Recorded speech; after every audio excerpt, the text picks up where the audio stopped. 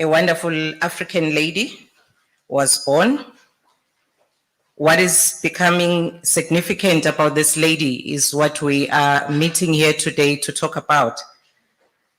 As researchers, if we know the history of the country at the time, there was no ways by which a woman would have graduated with a Bachelor of Science degree, let alone an African woman. But this woman was able to acquire this degree. If I look at just Wikipedia, not going even too deep, the lady Charlotte Mahomo Nimanya Makleke was able to get that degree from a university of Ohio, Wilberforce University, Ohio, in the United States of America in 1903. What also becomes important about this wonderful woman is that she didn't look at this success and say, it's mine. She further, as a political activist, assembled other women for the emancipation of others. So that is why here we are learning that lesson, that it's not only good for you to acquire those qualifications, those degrees, and be called a researcher and stay in your own corner, but instead you must meet with other women, share knowledge, and celebrate. So let us take the leaf, as we are told that this is the year of Charlotte Makleke. So that's the little bit that comes from me. I'm the program director for today, and I would like to welcome you today at the Moses Kodana Institute. Today we're celebrating women in research, and we'll celebrate by engaging in a dialogue. The name is Mpume Madonda Nompumelele. I come from the Office of the Premier here in KwaZulu-Natal. I'm part of the Secretariat for the Human Resource Development Council. I would, without wasting any time, invite to the podium Ms. Komo, who is the Moses Kodana Institute Board Chairperson, to give us opening remarks. Thank you.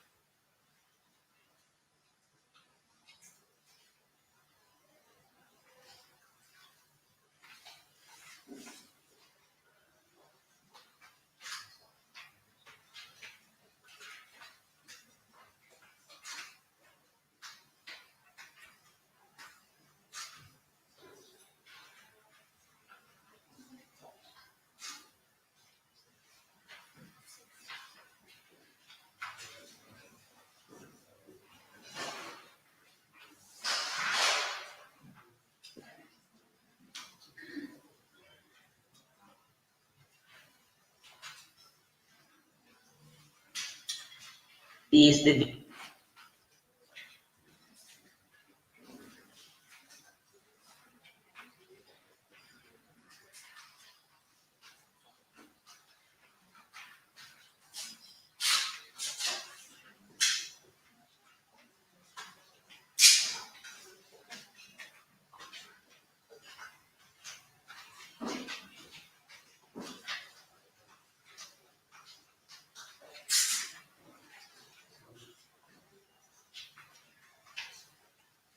Ladies, I'm told she's on her way. Yeah? Just online.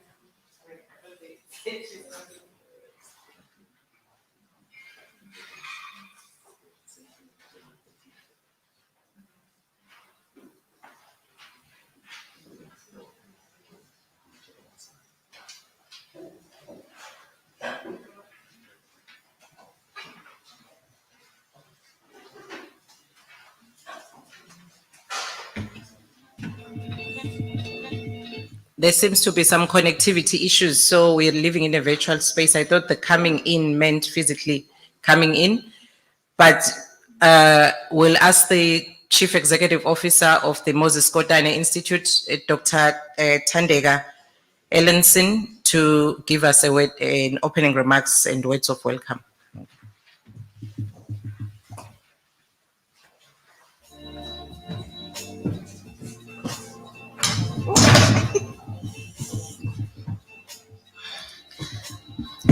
Thank you, Program Director. Greetings, ladies and gentlemen. We really apologize for that glitch. It is an honor for me to be standing amongst the esteemed guests here, the esteemed professors and doctors who are here to grace this occasion of Women's Day. Is the chair up? I'm receiving a feed. I've joined this thing like at quarter. Okay, yeah, I think that's the MEC. All right, thank you again, ladies and gentlemen. I would like to welcome the professors and the doctors and the esteemed guests joined here physically as well as joined online. Greetings to the MEC, MEC Dubengube, who is joining us online as well. Greetings to the chairperson of the board, Chairperson Ms. Como, who is from the University of Zululand. And I would like to greet and welcome all our guests, Professor Moyo from DUT, Dr. Singh from University of KwaZulu-Natal, Dr. Kunine. I don't see her here at this point in time, but she is set to join us. Dr. Battalizi from the Moses Kodana Institute, and Professor Hreiling from University of Zululand, Professor Adam from Durban University of Technology, Dr. Chili from University of Zululand, and Professor Mdawung from Durban University of Technology. And these are our guests for today. And I would like to also issue a warm welcome to our program director who has graced us today, Ms. Mpume Madondo, who is from the Office of the Premier. The Moses Kodana Institute is an institute for research in KwaZulu-Natal. We are owned by the Department of Economic Development, Tourism and Environmental Affairs, and we have been issued with a mandate to close the gap of research and innovation in the province, because it was seen that, you know, this is the most important aspect which government needs to close in order to address the socio-economic issues. And government felt that without research, our interventions may be misdirected, our projects may be misdirected, and it is this reason then that the province decided to place Moses Kodana Institute as a research institute in the province.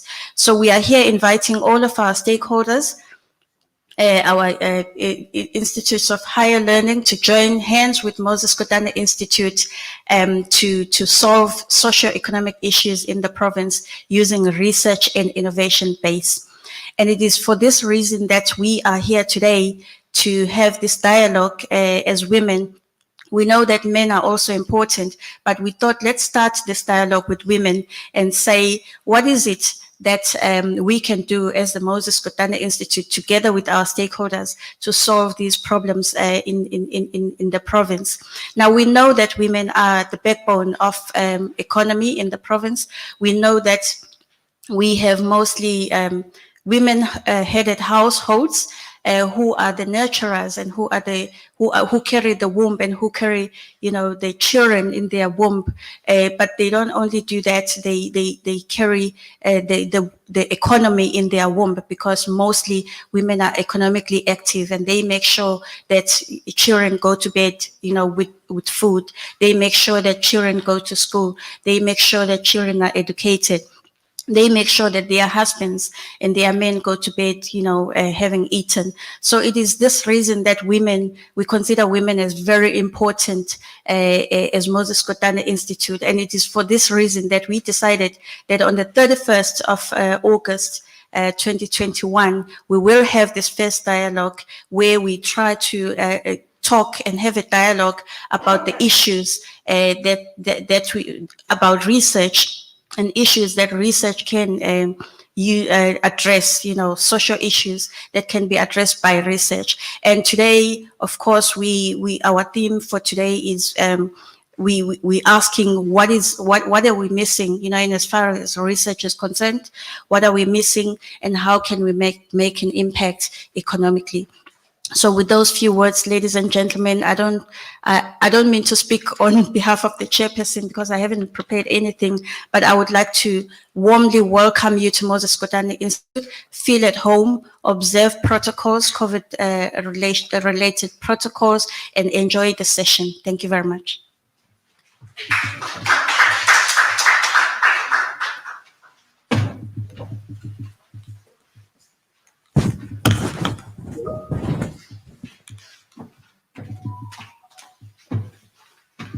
Thank you for those words of welcome from Dr. Ellenson.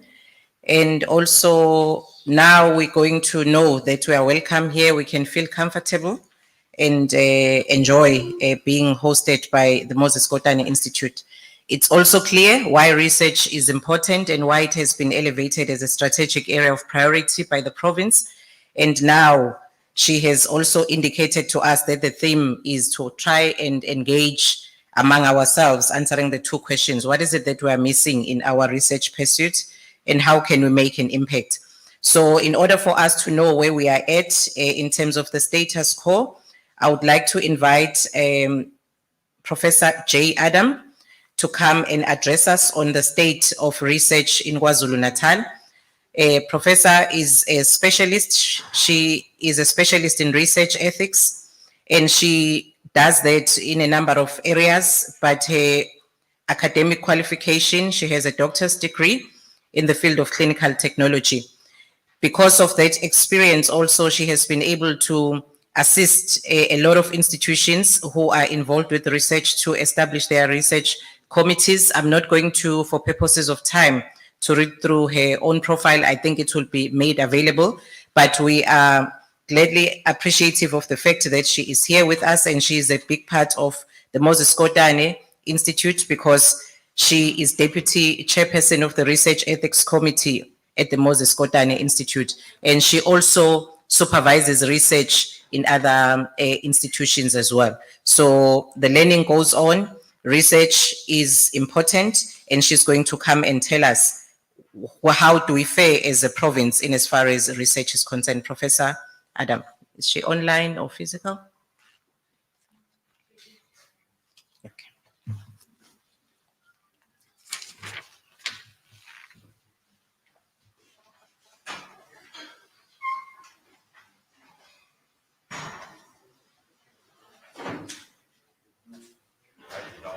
You'll have a grand time.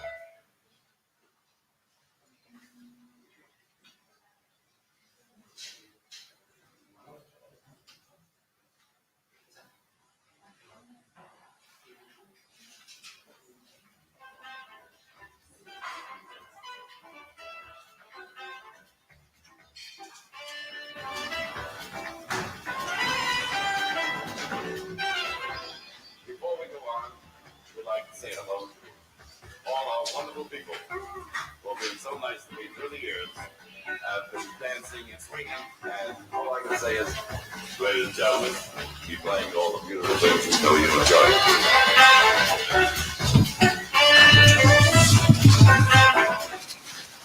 I'm back. We have some changes. I do apologize for them.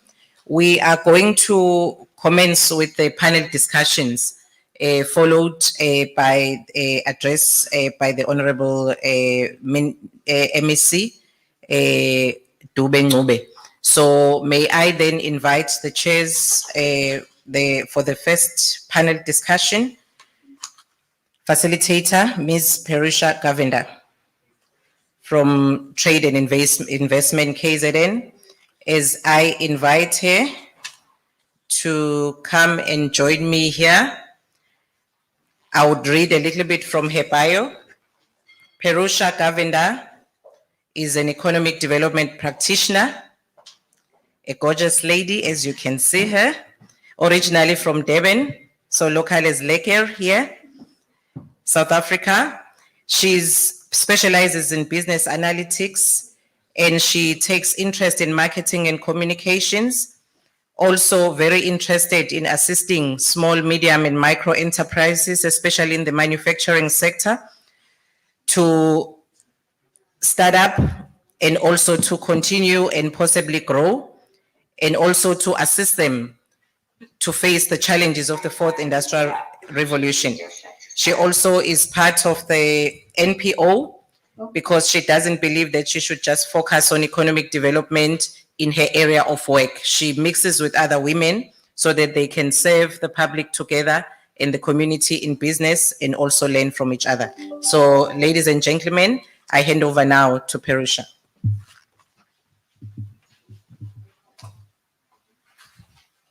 Thank you for that lovely introduction. Really quite special. In terms of today's discussion, I would like to invite our panelists up as well. That would be Dr. Upasana Singh.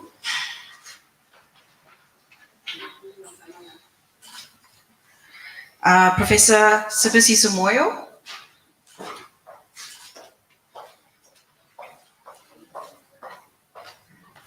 Dr. Sanjay Kunine.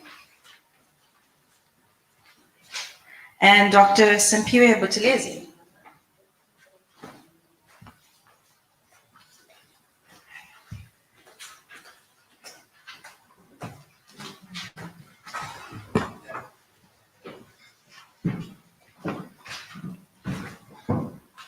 Welcome, ladies.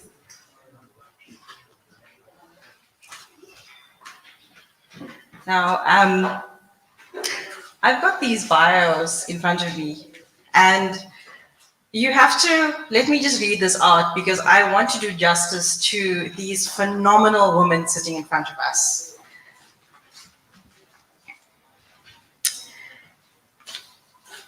Professor Moyo. This is Professor Sibersi Samoyle. She holds a PhD in mathematics from the University of Natal and a master's with distinction, I might add, in tertiary education management from the Alex Martin Institute, the University of Melbourne, Australia.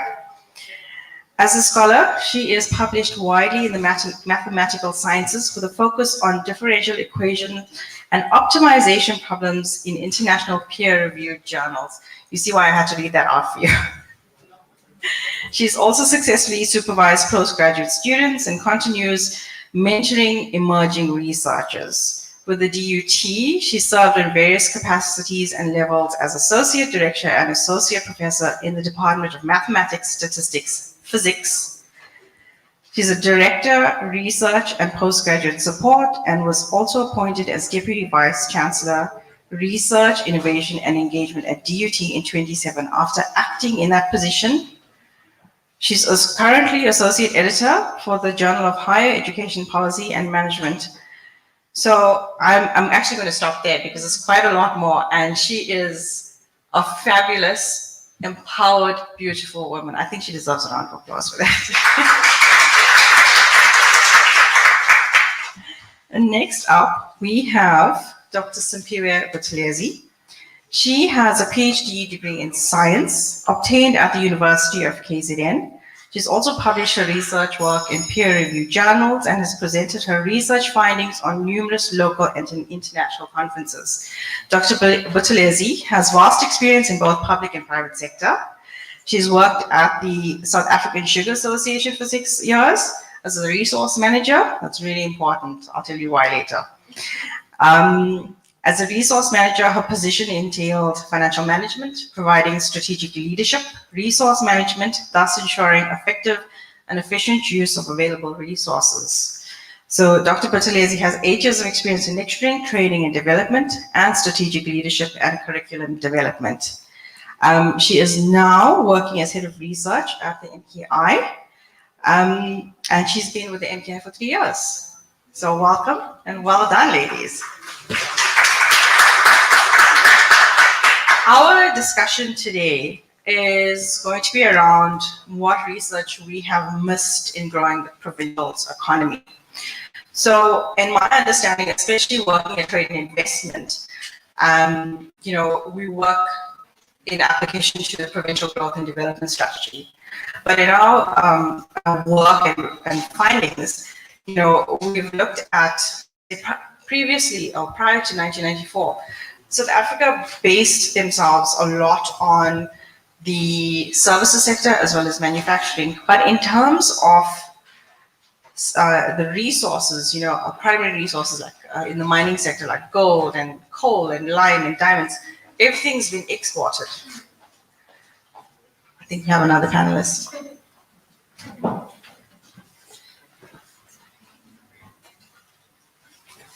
Good morning. Okay, let me give you a brief introduction. I know who this lady is. This is going to be fun. This is Dr. Sanjay Kunine. Welcome. And she is the cannabis queen of South Africa. She is a South African founder, expert, and visionary for the House of Hemp. She spent the last 20 years in developing expertise in the local and global hemp and medical cannabis industry. So she's recognized as a specialist in the African continent. And she's a key promoter of the cannabis commercialization to alleviate poverty and fight environmental degradation, and actively promotes entrepreneurship among Black women. Well done. So Dr. Kunine also holds an engineering degree from the University of Cape Town, an MBA from London's Richmond University, and was the first African woman to earn a PhD in mathematics from the University of Pretoria. Well done.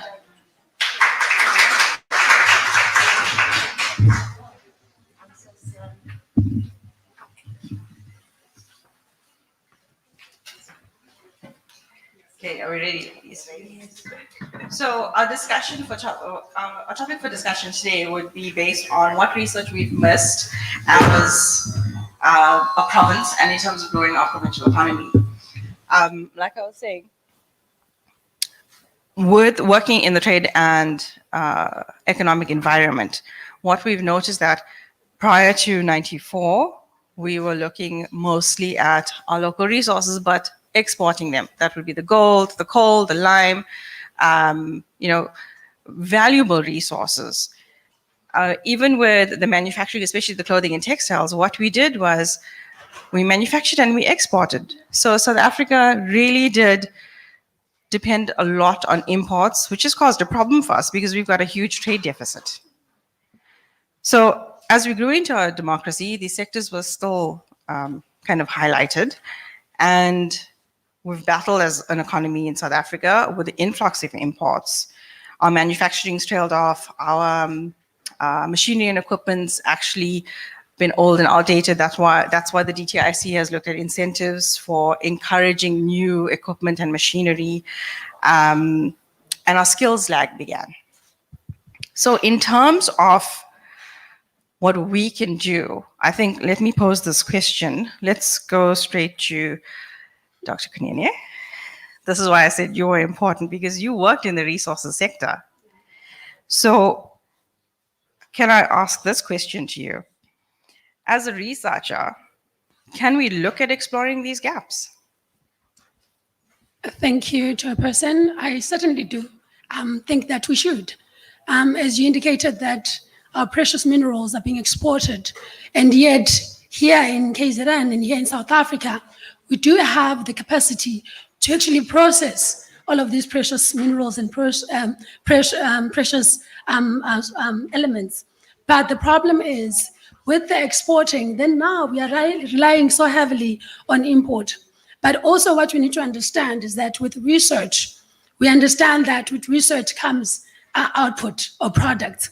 So if we don't do enough research within the KZN province, then we won't have innovative products or innovative services that are coming out of the province. And also what we understand is that there's a lot of research that has been conducted, Chairperson, but what we are failing to do is to consolidate in terms of what has been done.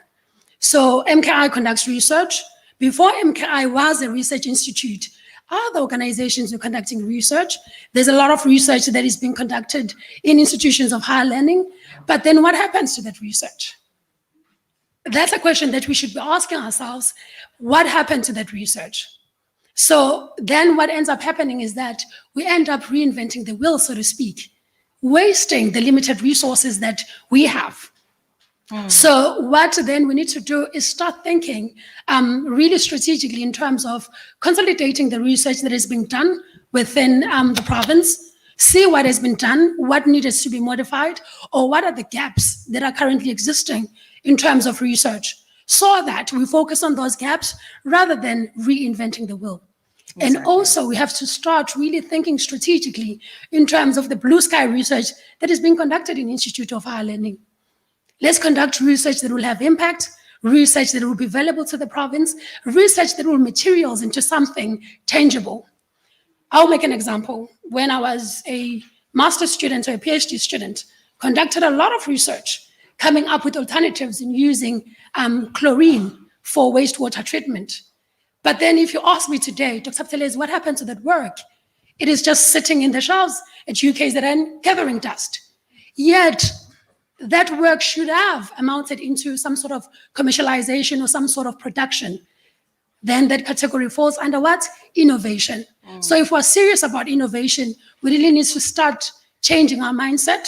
And also, when students are conducting research, the end goal should be commercialization. If they are producing some sort of a product.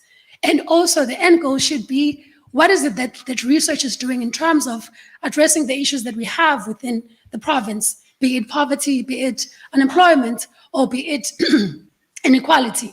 Because as you may know, that women still earn significantly low as compared to their male counterparts. Yet we have the necessary expertise, we have the experience, of course we are educated, but then we have nothing to show for it. So I do believe that it's everyone's responsibility and our responsibility as we are here as women to actually shift our mindset in ensuring that we focus strategically in terms of addressing these challenges that I've mentioned. Thank you.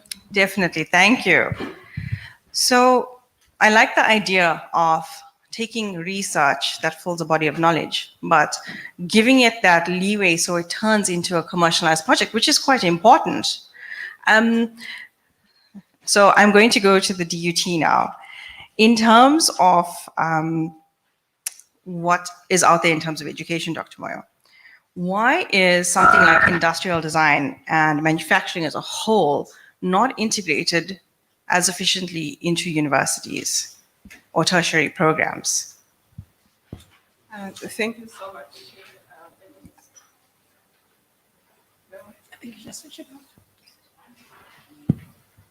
Yes. Okay, thank you so much. So before I answer, maybe if I just acknowledge the MEC, Honorable Dube Ngube, who's with us today, and also just a quick acknowledgement also to the CEO, Dr. Ellingson, CEO of MKI. I just want to thank you for the invitation, and then I observe all protocol, and then I can come to the question. Thank you so much.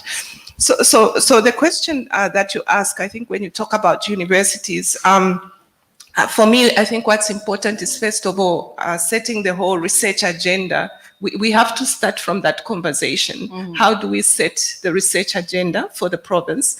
And then to ask ourselves that, you know, you can do research and then think about it at the end and ask yourself, okay, what do I do with these results? But that's not probably the most important step. The important step is setting the agenda at first, and who is at the table when setting that agenda. And then asking ourselves, you know, looking at where we are right now as a province and the history, even, you know, after 1996, 1994, if you look at the whole transformation agenda, and asking ourselves, if we talk about research, how do we set that agenda? What are the key issues that we are trying to address? I think that's the most important question to ask. And then for us as the province, I think what's important, it's not just province, but also countrywide, is the question of how we have this research-informed policy, first of all, strategy, and then also bringing in key people, because there's a skills component to that. And then asking yourself, where do these skills start from? When do you start training? So I think that whole conversation, we've had many conversations, many papers, but I don't think, if you ask me in KZN, do we have key research initiatives which we can say that we are involved in with business, industry, and all the key stakeholders.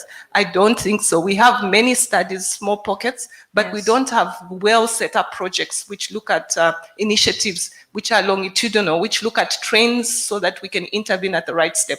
So with the question you ask, maybe I want to zoom in into the skills area. So for me, what's important is that if you look at COVID-19, it has taught us a lot. The dependency on exports, the fact that our huge gap is actually on the manufacturing side, we depend heavily on imports. And in fact, we are also very good at, I'm very glad because in our group, our team, we have Prof. Kel Mutaung will talk a bit about what we're doing about DUT later on. But we also are very good as Africans at selling our indigenous knowledge without even asking for anything back and without the communities benefiting from that. Yes. So the gap in manufacturing, when you talk about universities have got engineering schools. There is some manufacturing that take place, but what we do is we train people as mechanical engineers. And for those of you that, people in your families who've trained as mechanical engineers, if you ask now, what do they do? I know a lot of people end up, doing business. They're just, maybe they're not really manufacturing or helping to design anything. So I think that there has to be greater focus around setting a research agenda, setting a curriculum which is different. And now we know that our curriculum has to be very different because we have to bring in the practical component, but working with the key stakeholders, whether it's the communities, the industry, the different partners, because I don't think it's an issue of saying that universities don't have these facilities. We have facilities, but I think it's the gap is in not really having a specific agenda. Even making a small thing, if you look at your ring, I mean, we have programs where we do jewelry design. How valued do we value those skills? The research agenda is such that we value more what appears in a publication format. So for example, if I am going to get a promotion, it will be more about, what I've published, my citations, but nobody will ask me about what I've produced really. I mean, some policies try to do that, but it's just, there's not so much emphasis on that. If you ask a typical academic, it will be about, what's your citation? How much have you published?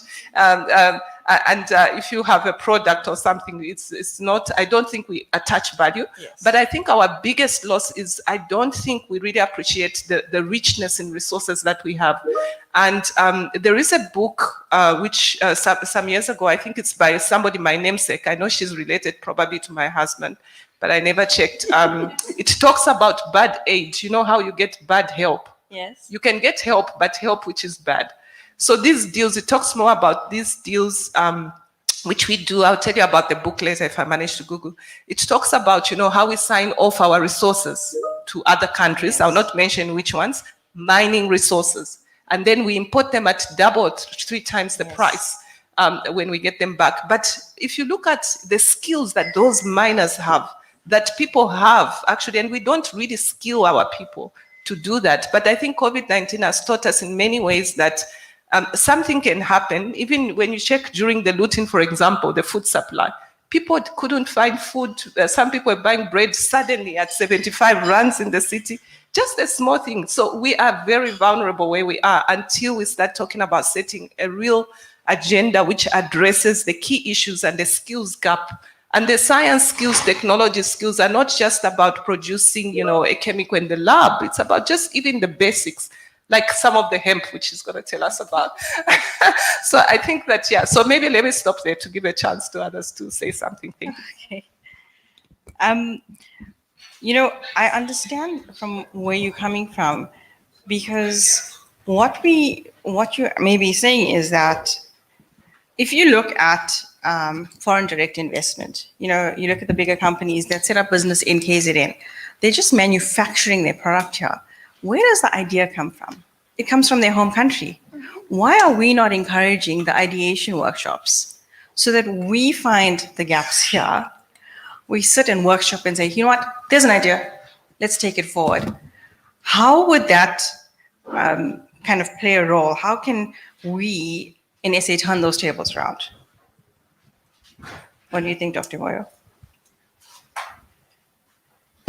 Okay, so I think that I did mention that to a greater extent, our policies in some sense, because, when people come to invest, we don't, maybe there are some requirements which we can put in place, but I don't think we insist that if you are going, for example, to set up a manufacturing wing within the province or the country, that attached to that, there should be evidence that you can show also in developing the local skills.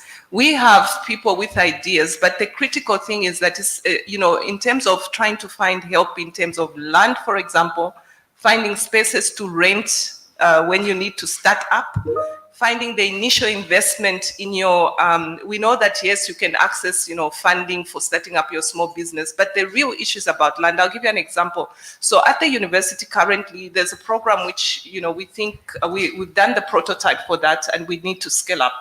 But when you ask these students, and it's female entrepreneurs, what is their biggest challenge? It's access to land, for example, where they could set up their enterprise and then scale up.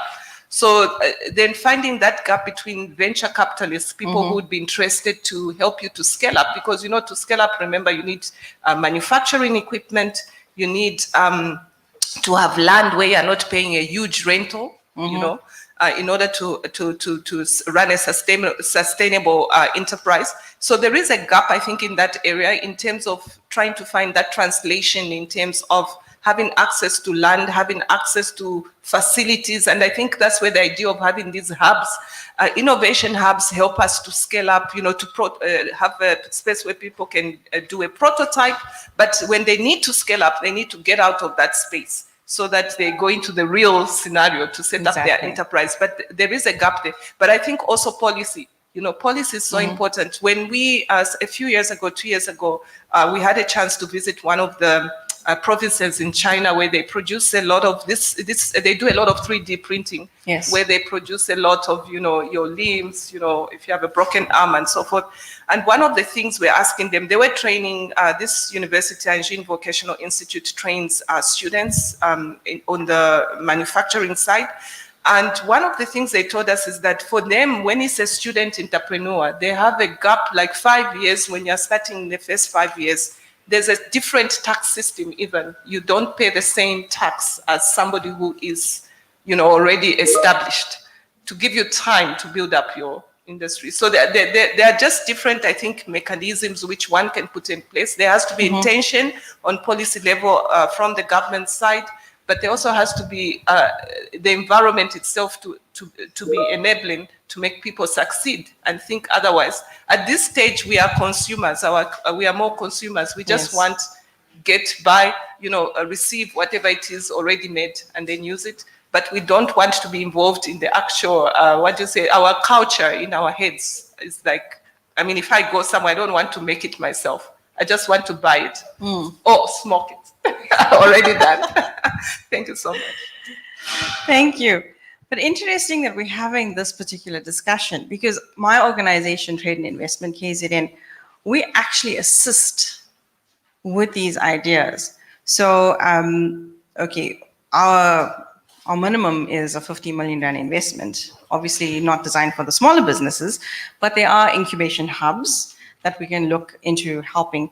But with what we do as well, we look at finding land, we look at funding and assisting with funding, licensing, that sort of thing. So it makes it easier, almost like a one-stop shop for a business to be able to set up. And that's where we can engage in more talks, especially with the ideation, with the business plans, the feasibility studies, so that we can help set up these businesses. Obviously, the smaller scale businesses, we can look at our stakeholders, with the Tala, because they have low rates in terms of rental for commercial properties. We can look at funding through the smaller agencies like CIFA, even CEDA. So there are mechanisms in place that's been provided by government. And it's always good that we are here to connect. It's good that, the researchers in the room have these ideas, and it's important that we talk so we know what each person does and how we can fit and fill those gaps. And maybe, so before she takes over, so I think, you are right. It's about also building that network, the connection. Exactly. But in most cases, I don't think people have that information. And in fact, we find a lot of the people from the communities, they will come to try to get hold of the university to say, help me, how do I start? But I think the high-end people who have, big ideas can get through, but we are missing the middle. These people who might not even know where to start from, how do I, whom do I get in touch with if I want to do ABCD? But you also need collaboration because, if it's just an individual idea, most likely it will not be funded. So you need to have this, network. So yeah, but would you not also look at capacity building mechanisms so that younger or smaller entrepreneurs have an idea, entrepreneurship, yes, it's university, all that, for people that don't have access to that level of education, there needs to be other areas to address these gaps. So capacity building workshops are a must, in my opinion. Yeah. Okay. Yes. Dr. Kunine? On my side, I think also it's important that as institutions of higher learning and government institutions and departments, we have a session whereby we sit and discuss these ideas. Because if we are not doing that, we're not doing anyone any favors. So I might have an idea and someone in the room might have a similar idea as mine. So I will collaborate with the person so that we can start writing or putting something together. And also what we do as MKI, we do assist entrepreneurs whereby they come with ideas and we teach them how to write a business plan and how to pitch your idea so that you do get funding for it. So there's a lot that is happening, but because we are not communicating, then it makes it seem as if nothing is happening within the province. Exactly. And also in terms of skills development, that's very important because as we indicated that we are focusing mainly as consumers rather than people that are producing. And then we need to change, as you indicated, that people come from other areas with ideas and then they implement their ideas here. Yet we, as the province of South Africa, we should be doing the same. Exactly. And then now it's like we have to, whatever that they're coming with, we want to benefit in some way. Even if we do benefit, it won't be a significant contribution. They will live with the idea, they will live with the product after they have ensured that they got all the resources that they need this side. Yes. So that's why we really need to change that culture. If there's a cultural change that we need to do, I think we need to start there so that we can start seeing real ideas materializing within the province. Absolutely, absolutely. Wow, ladies, this is some powerful stuff that we're encouraging here. Definitely, eh? Dr. Kunine, let's move on to you. As a woman in business, you've obviously looked at, an idea and taken it into fruition. But as a business owner, in terms of upskilling your staff, how do you think that would expedite your earnings, your business earnings? Look, thanks for the invitation to MPI and all protocol observed. When I was pondering about today, the first thing I pondered, where are we, where's the gaps? Where are we going wrong, And my answer, because there was no presentation, I asked, should I prepare a presentation? They said, no, just come and we'll ask you the question. So that particular angle of the question is relevant because my answer as I was lying there was, the answer is actually as simple as ABCD, which is asset-based community development. We don't look at what we have. And in fact, the greatest asset that we have as a continent is us. Exactly. And now we, after 400 years of slavery or colonization in our case, we are free, but we are volunteer slaves. We volunteer to look out. Exactly. We volunteer to look out. So the first thing we need to do with everyone, even in business, is to say you are enough. I'm enough. How much research has proved that we are enough? I'm actually enough, So if I'm enough, then I can actually create. I'm a co-creator. I just want to tell you a small story. So I'm an alumni of UCT. I actually did PhD in applied maths, not in mathematics. And there we were, I was a tutor a junior lecturer, and I was becoming a Rasta. I'm walking barefoot. I'm being a rebel, not combing my hair. and in the staff room, there's a notice from the HOD, and he says, Dr. Rampele has insisted that every student who graduates from UCT must be numerate. And, we had the first wave of literacy, now numeracy. And now this is UCT, and no maths lecturer wants to take this class. It's like the class of the thunderheads, because it's a class of people who dropped out of maths in standard 6. Oh my goodness. We are like all, en route to be the mathematicians of this world. And I'm teaching maths 1, and I've finished, and I'm going to my corner there, probably to smoke. It was illegal then. It was illegal then, it's legal now. And as I'm running past this class, this is the class of the thunderheads, nobody wants to take it, and I look, it's full. And I look, it's 95% black. Now there's about 3 lecturers who are black at that time. So I ran out, and the ancestors grabbed me, to say, as you are running away from yourself, who's going to take that class? So I ran back to ask, is there anybody taking this class? And the HOD says, please, Tandega, nobody wants to take. They call it the class of the Tandas. So I'm not prepared. I said, okay, look, I'll take it, Amanda, I'll take it. And he says, well, you have to start now. I hadn't prepared. So, but I went in, and for the first 3 weeks, because I needed to prepare for the class, I hadn't prepared, I gave them 3 assignments, week 1, week 2, week 3. Week 1 was go out and look for something that talks maths in life. So they came back. Don't go to a textbook, go and talk maths outside. Second, go and talk maths in Africa. Oh, that's a bit scary, but then the Ndebele art is perfect geometry, you know what I mean? And then go and look at home. For 7 years, I taught the class, and I got 100% pass, and I never gave the students the exam. Done. Why? Because we made the student look inside for the solutions. So for me, that is what is important. And just in case of cannabis, I cry every day. The reason I'm late, I'm from a meeting with SAPRA, the licensed cannabis producers, and everyone else, there's 3 of us who are black, everyone else is pharmaceutical, is white. And the rest are like government officials and researchers who are empowering these white companies to remain white. I think something is wrong with our research. When I've traveled, cannabis has helped me.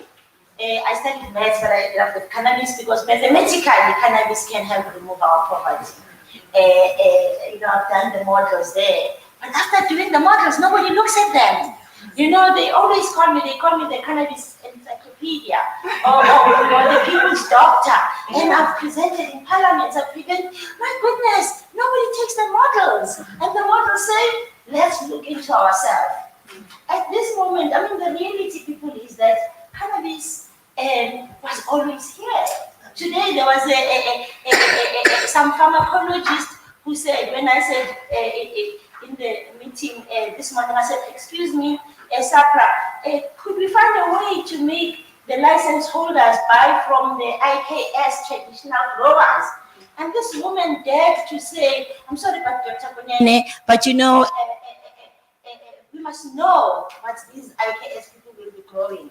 I said, but there's a lot of traditional healers who actually want to save cannabis, because pharmacology is really about safety and efficacy. Of the traditional healers also wants safety and efficacy. Actually, they're tired of being called witch doctors because they're actually traditional doctors.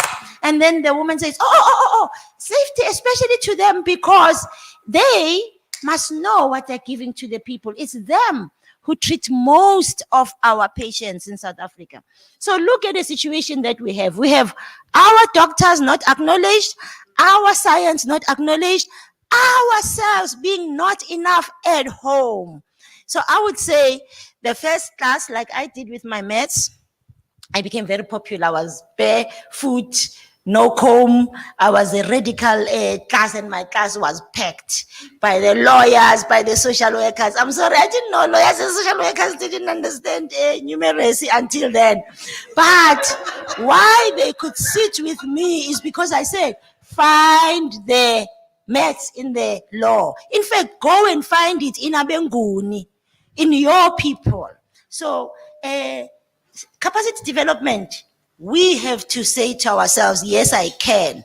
Yes, I can take that cannabis and make it into that aeroplane. Because actually we did. And my team at CSIR, I was very big at CSIR. I'm sorry to tell most of the researchers who work at research agencies, it's our team under Ms. Tina Eboka that converted agencies from being giving grants into being giving a percentage to earn, because we commercialized our science. Okay, models we can commercialize. So we want to say to our people, our team got the panel that did the hemp panel. We don't only smoke hemp, you know. You don't smoke hemp. But the panel that Airbus was doing a green bus. And our panel, which was done by 100% black group in a black country in South Africa. We did, and we won the best a panel in the world. What I'm trying to say, it's there, it's in us. We are the people of the great Africa. That was the ones who gave science and mathematics to the world. Let's tell our people that. And then let's then teach them how to make a little extraction of cannabinoid oil. For me, if we can do that, then I'll have competitive edge, because look at where I'm at, asset-based. Asset-based community development means you must ask, what do I have? Let's say like here in KwaZulu-Natal, in terms of cannabis. We've got first, IKS, Impi and Zango. Kings were killed for cannabis, so we can go and claim that. It's a lot of rights like rooibos and Hudia and all of that, we can claim that. Two, we've got Durban poison. You know, all along I thought Durban poison was some exotic. It actually is Insangu Yamatonga mixed with Afghan Kush when the Indians were brought here for cheap labor. Okay, they came with Afghanistan Kush and we had Insangu Yamatonga. And that Durban poison up to today is one of the best-selling cannabis in the world. But who's producing it? Non-South Africans. Okay, we've got Dube Port, we've got SFS, we've got Moy River, we've got everything right now that we need in KwaZulu-Natal to become the cannabis hub of the world and deliver the best quality at the best price according to the brief of the client. Thanks.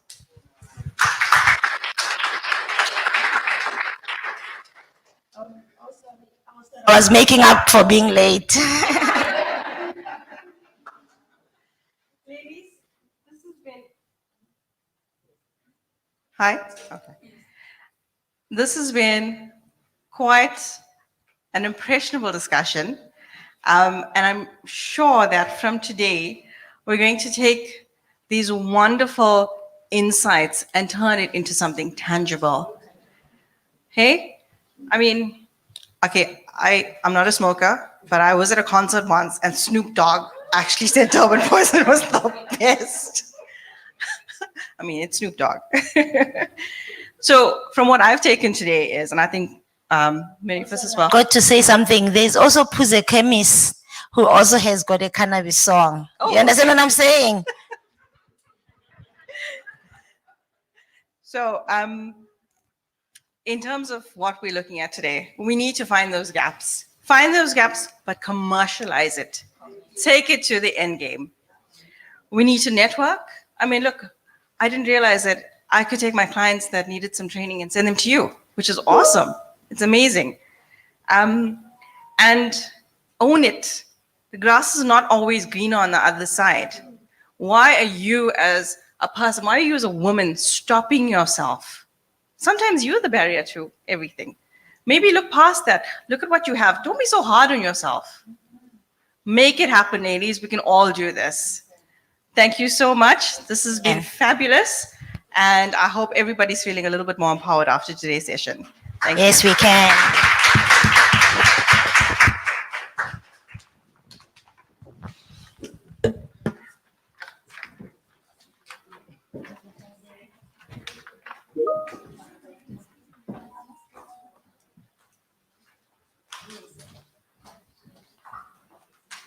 Wow, ladies, can we give them another round of applause, please? I didn't know that researchers, highly educated scientists, especially hack scientists, are so gorgeous as well. Next to Anna as well.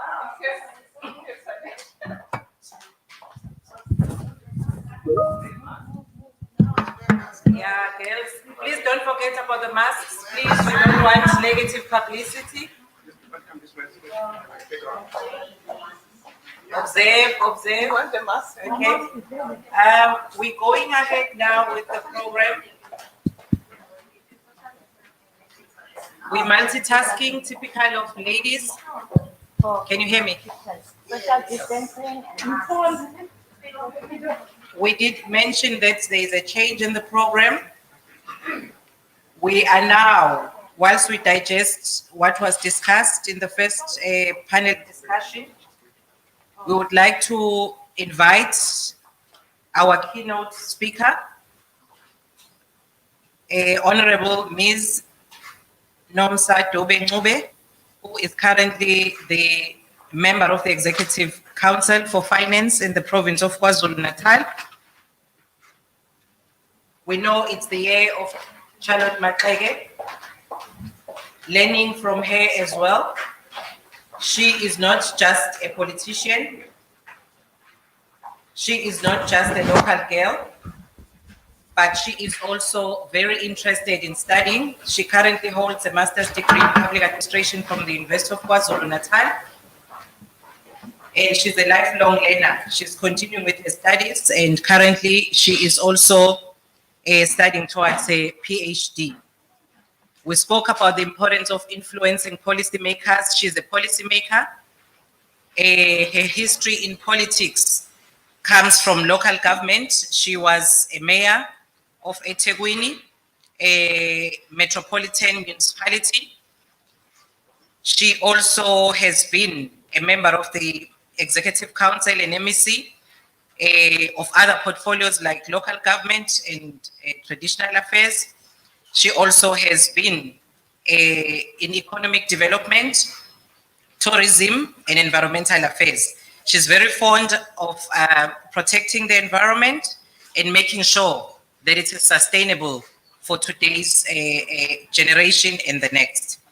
She also serves in other boards wherein we find government working with communities and also in other countries. She's been an ambassador in the Czech Republic, and also she serves as a member because she's interested in protecting the environment of the KwaZulu-Natal Climate Change Council and a board member for the 911 Fund, a New York-based non-profit organization that was established by the former US President Barack Obama. What also is important, it's quite a rich bio, is that it's possible for politics to meet science or to meet with science and research. It also is possible for a local girl who, as she grows older in her experience, to understand the context where she comes from and influence policy accordingly. It also is possible for someone local to also go into other countries and represent the country in those countries. It's also possible for a woman to be an important player in the executive authority in all the spheres of government in South Africa. Ladies, may we please welcome the keynote address from our speaker, Honorable Nomsa Dobe-Ncube.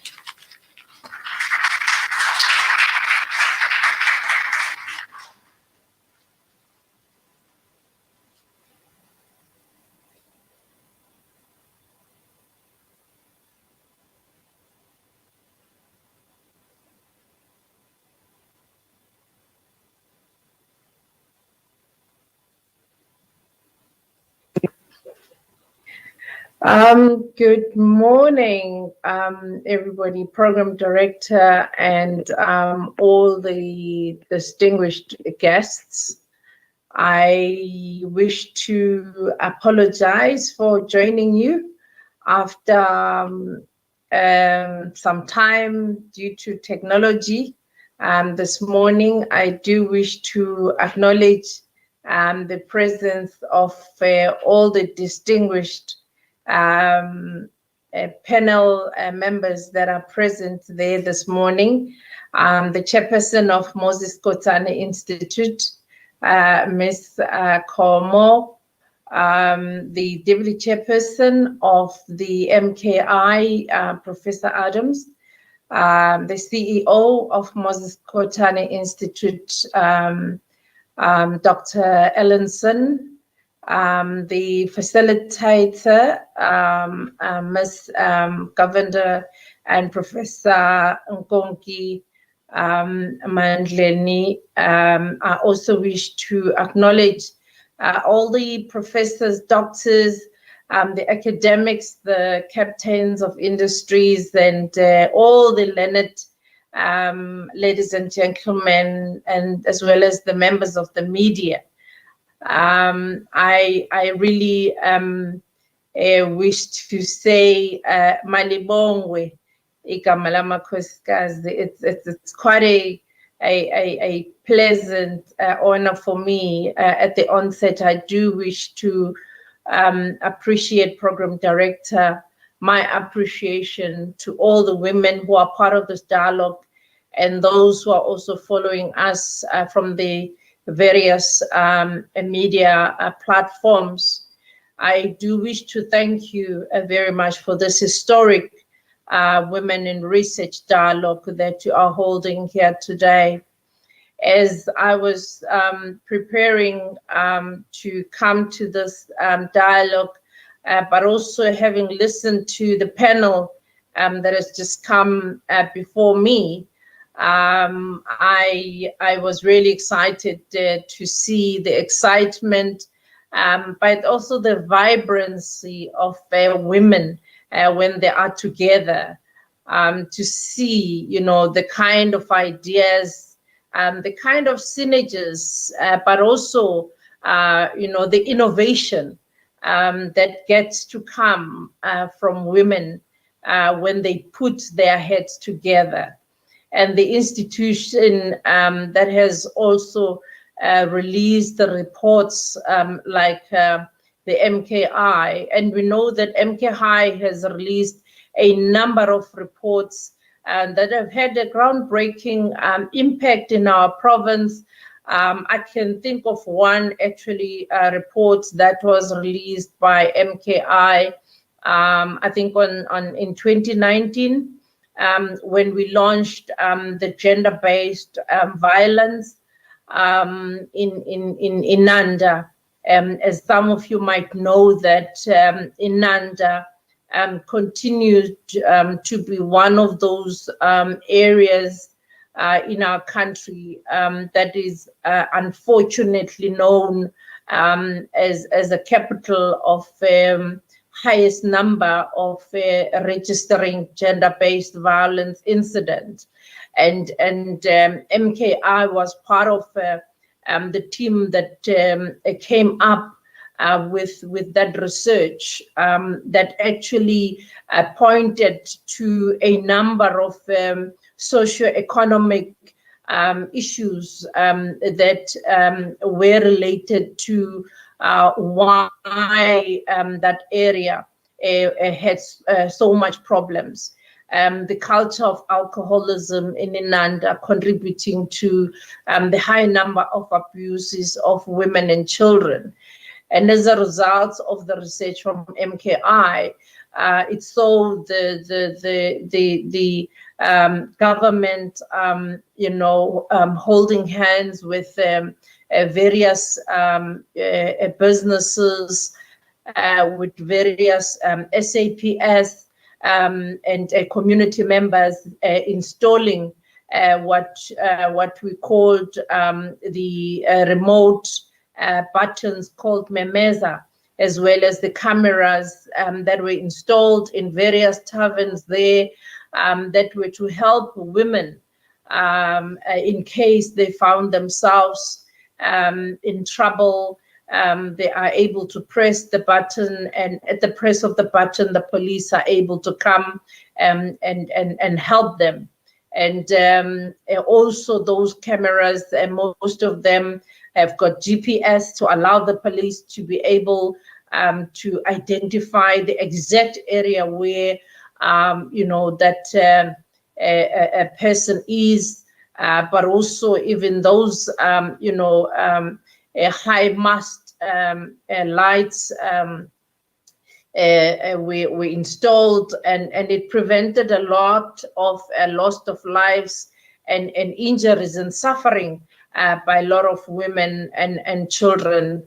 And all that was a practical example how the research, combined with high technology and cutting edge innovation can actually save a life in today's age.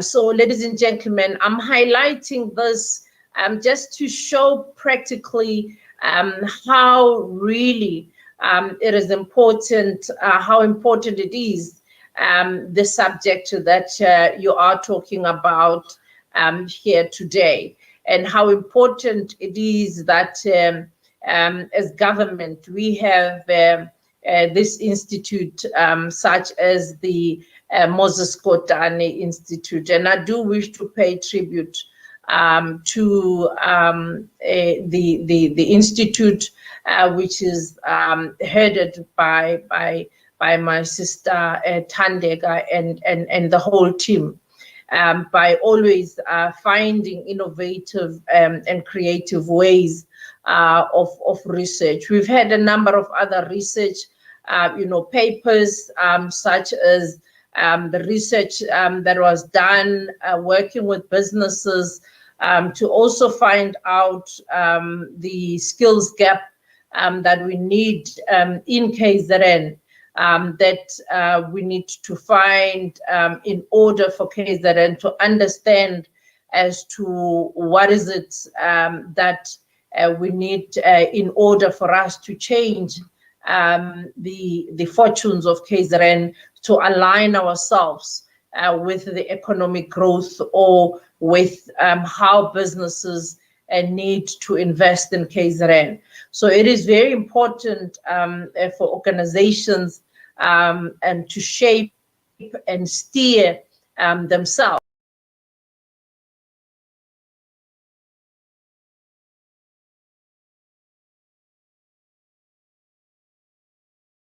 And for me, this topic is one of those topics that I am very interested in, because I do believe that with research, we can change the way of living for our communities.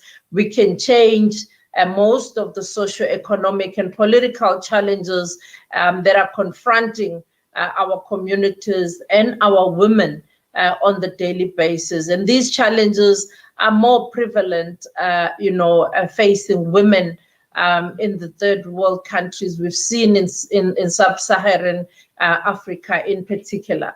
And perhaps as well, we are reminded by the Kenyan social, environmental and political activist, Professor Wangari Maathai, the first African woman Nobel Prize winner, when she said, when I went back home, I was constantly being reminded that I am an African woman.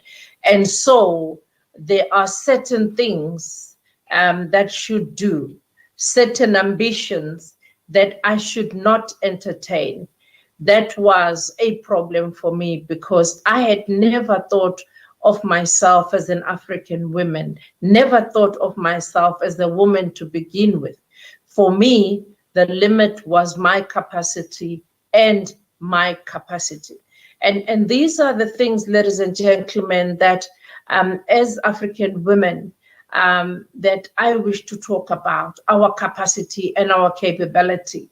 That the ambitions that we entertain, the limitations that are imposed by our capabilities in today's age, that when we look at the challenges, for instance, that are faced by our country, those of high unemployment, the challenges of the infrastructure backlog in our rural areas, in our township. And I always wonder, actually, MKI, as to why even today, at this day and age, we still do not have, our young people who have not come up with solutions of, what is it that we should do with our rural road? Why we have not come up with solutions for some of the challenges that we have in our rural areas. And I think those are some of the things really that I would like when we meet like this, we should be preoccupied with ourselves, use our capability for ourselves, set the agenda for ourselves, use as skills for ourselves, rather than only follow somebody else's agenda. And I'm always, inquisitive about not entertaining somebody else's problem, but on entertaining my problems and our people's problems, because, in the townships, where I come from, I know that the people there, they are interested in knowing as to what is it that we can do for us to create more job opportunities. What is it that we can do for our young people to grow in an area where they can look forward to a future where they can be the business people on their own right, not to just look forward to be people that can just grow and sleep and die, but to grow and fly and know that the sky is not the limit for them. So as we come together like this, I think for me, we would have, done justice when we begin to really probe even deeper into the research of finding out, more about the areas that we come from. As I say that, if you look at Umsinga, it's a very, very, depressed area in terms of socio-economic area, but it's got a lot of rocks. And I always look at it and get fascinated about why, if you look at Europe, a lot of roads in Europe are made of cobbles, those rocks. And here we are, we've got Umsinga, and with a lot of these rocks, why can't we use those rocks to build the roads, the cobble roads? Why can't we have research that can tell us how can we use those roads, these rocks, in order for us to build, roads that can be, more genuine, that can be lasting roads, that can also create jobs for those people in those areas. So one is not,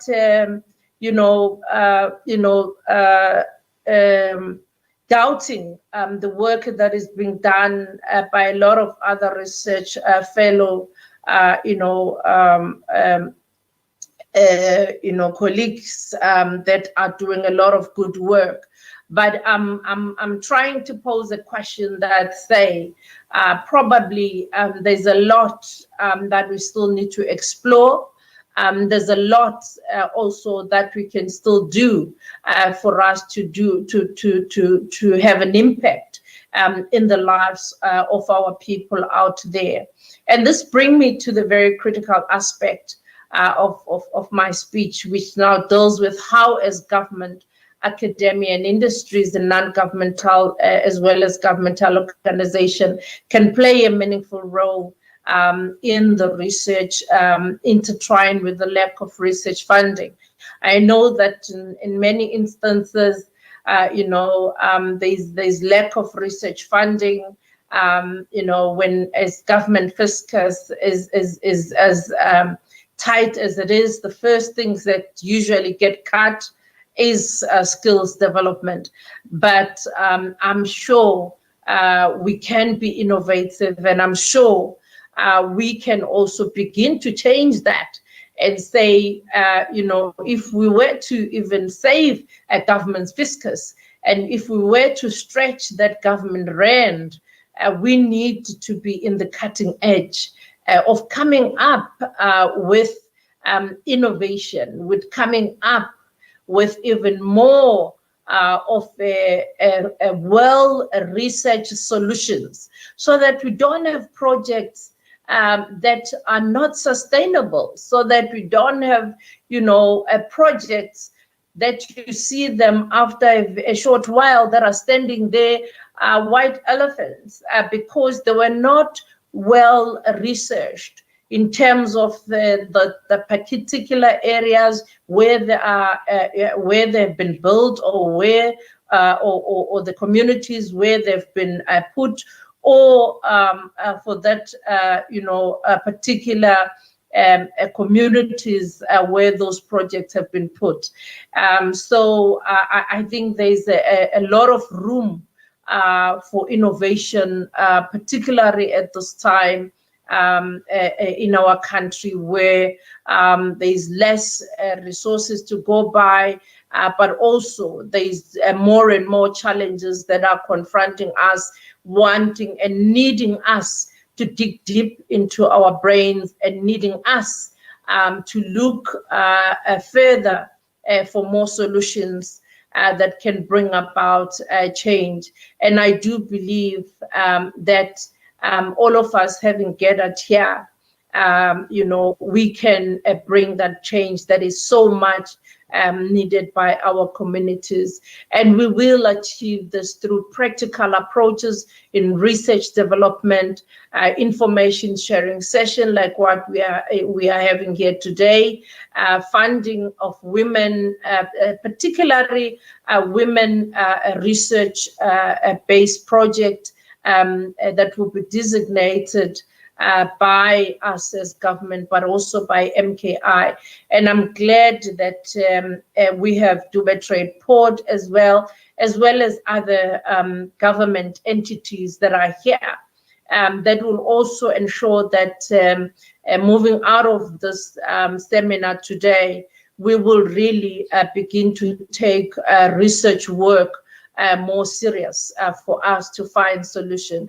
I wish to end my short talk by pointing out an array of other research areas that we should also be looking at as women. These are areas that could enhance the economic growth, as I said, that we need to research as women, in priority sectors such as the agro-processing, as I indicated, research in the ICT and innovation, research that we could also be looking at in terms of the economic development, as well as a number of other research that could be looking on the efficiencies of social corporate investments of a number of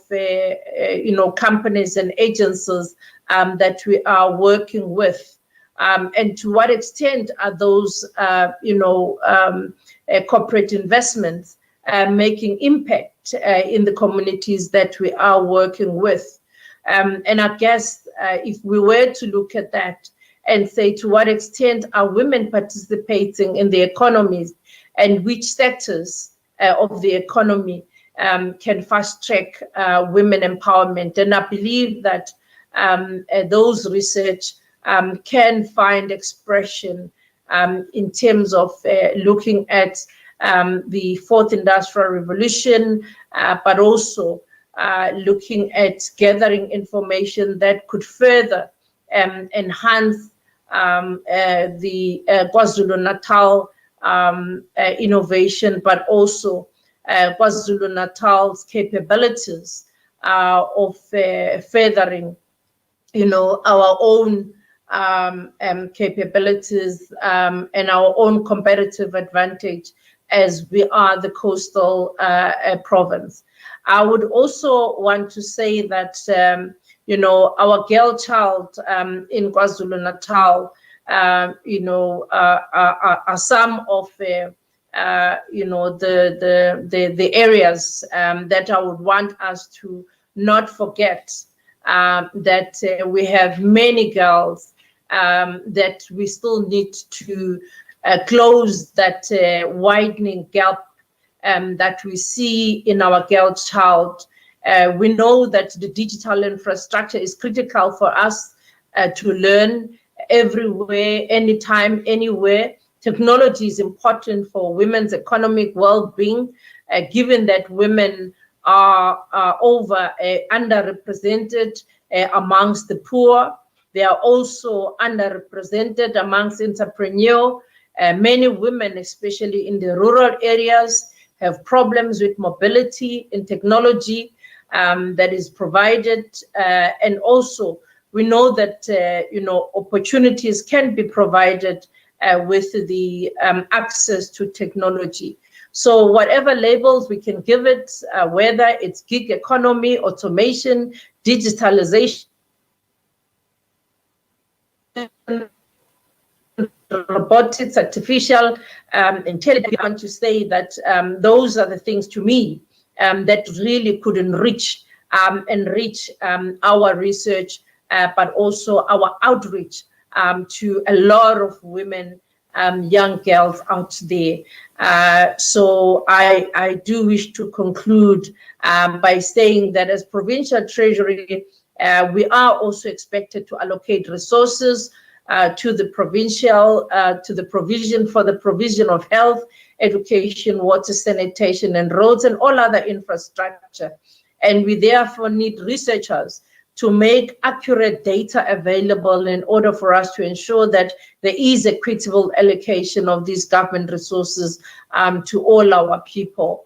As we provide these financial resources and table the adjustments budget, it's always important that these budgets are informed by well-researched scientific information, so that every rand counts, but also every rand can be stretched where it's supposed to be stretched. The tools within the NERV Center have been provided for us to be able to ensure that the areas where there is severe poverty and deprivation in KwaZulu-Natal do benefit. So I do believe that, ladies and gentlemen, we have our work cut out as KwaZulu-Natal, and several poverty models have been constructed using measures such as the provincial, index of multiple deprivation and human development index, as well as KwaZulu-Natal poverty index. And in this financial year, in partnership with the United Nations Development Program, the NERV Center did develop the Provincial Human Development Index. So I therefore believe that you have a responsibility as researchers to continuously enrich our geographic information system in addressing those spatial inequalities in a robust manner that progressively ensures that we develop our areas, we develop our people wherever they are. And I'm always very passionate about ensuring that as we develop our people, we look at our spatial inequalities, but also we look at our people. Where are we developing our communities? Are we developing our communities wherever we are, wherever they are, or we're only developing our people where it's always easy for us to travel, where it's always easy for us to develop. And it will take us as researchers to look at our geographic spread, to look at our geo referencing of those projects, and for our government to understand whether is our money spent, in a manner that addresses the socio-economic challenges of all our people in KwaZulu-Natal. So we can also, therefore, as researchers, really make a lot of impact with the work that we are doing.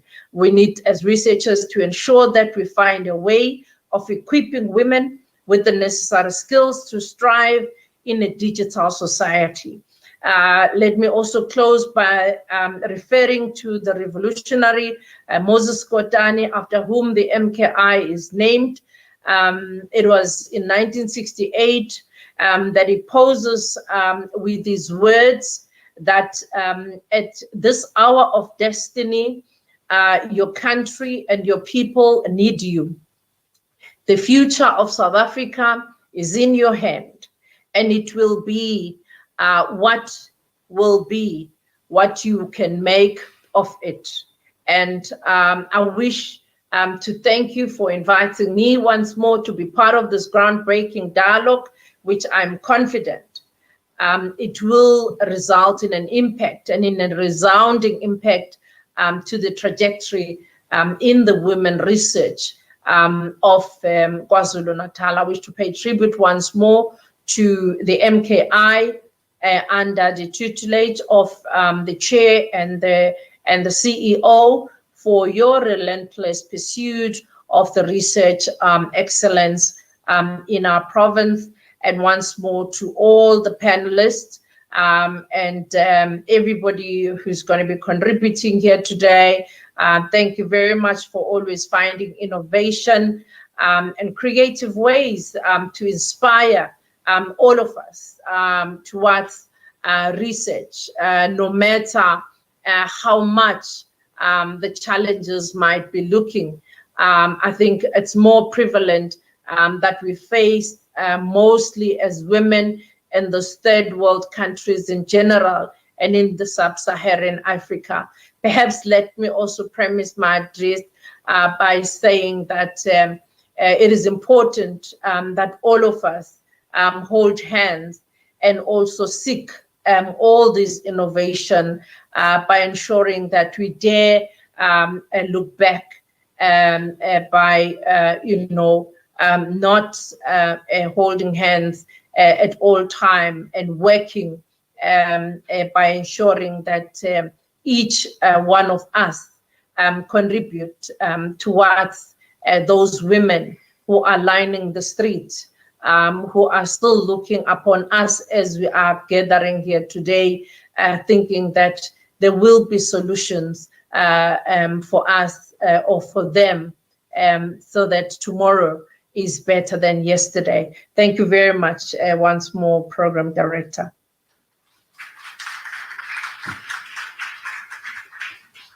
Wow, thank you, MEC Dube. Thank you for an insightful address. One of the that was very good. yes, I agree. It was very good. Okay, the interface between us humans and technology, we're learning as we're doing. But can we also give her another round of applause? Thank you. I did spend some time, because sometimes you get curious as to why do we have days, weeks of anything. And one of the reasons what that was cited in some United Nations websites that I landed at last night is that these days are advocacy tools. Among the things that they do for us is to mobilize politicians so that we get the political will and support of the work that we do, so that we can co-create solutions to problems. Isn't it good to see that we have a politician that firmly believes in the work that we do, and so there is no need for us to further pursue, because she has shown that the work that we produce is implemented. And she's calling and encouraging us to continue doing so that they will be able to make a research informed decisions. So that is good for us. So we're going to, because we were let down by technology, we're going to go back a bit and invite Professor Adam again as the Deputy Chair for the Research Ethics Committee of the Moses Kodana Institute. We did read her bio, and we'll invite her to speak now and address us on where.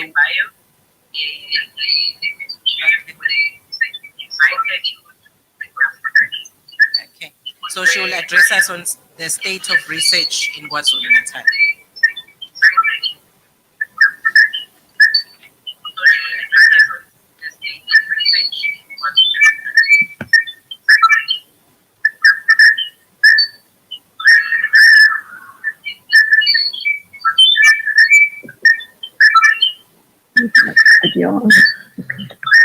Thank you very much, Chairperson.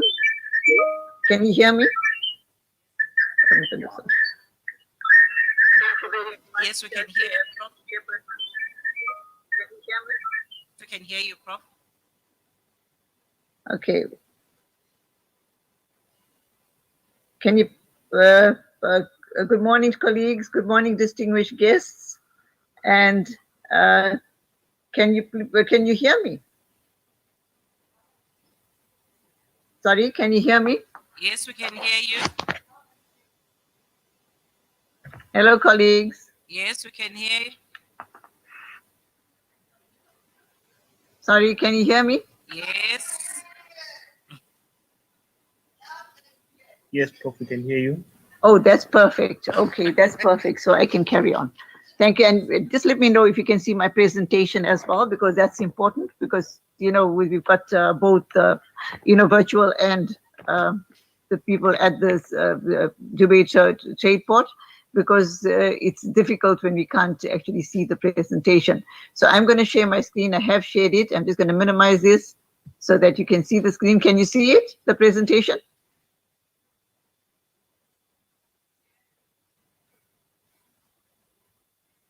Can you see the presentation? Yes, Prof. Perfect.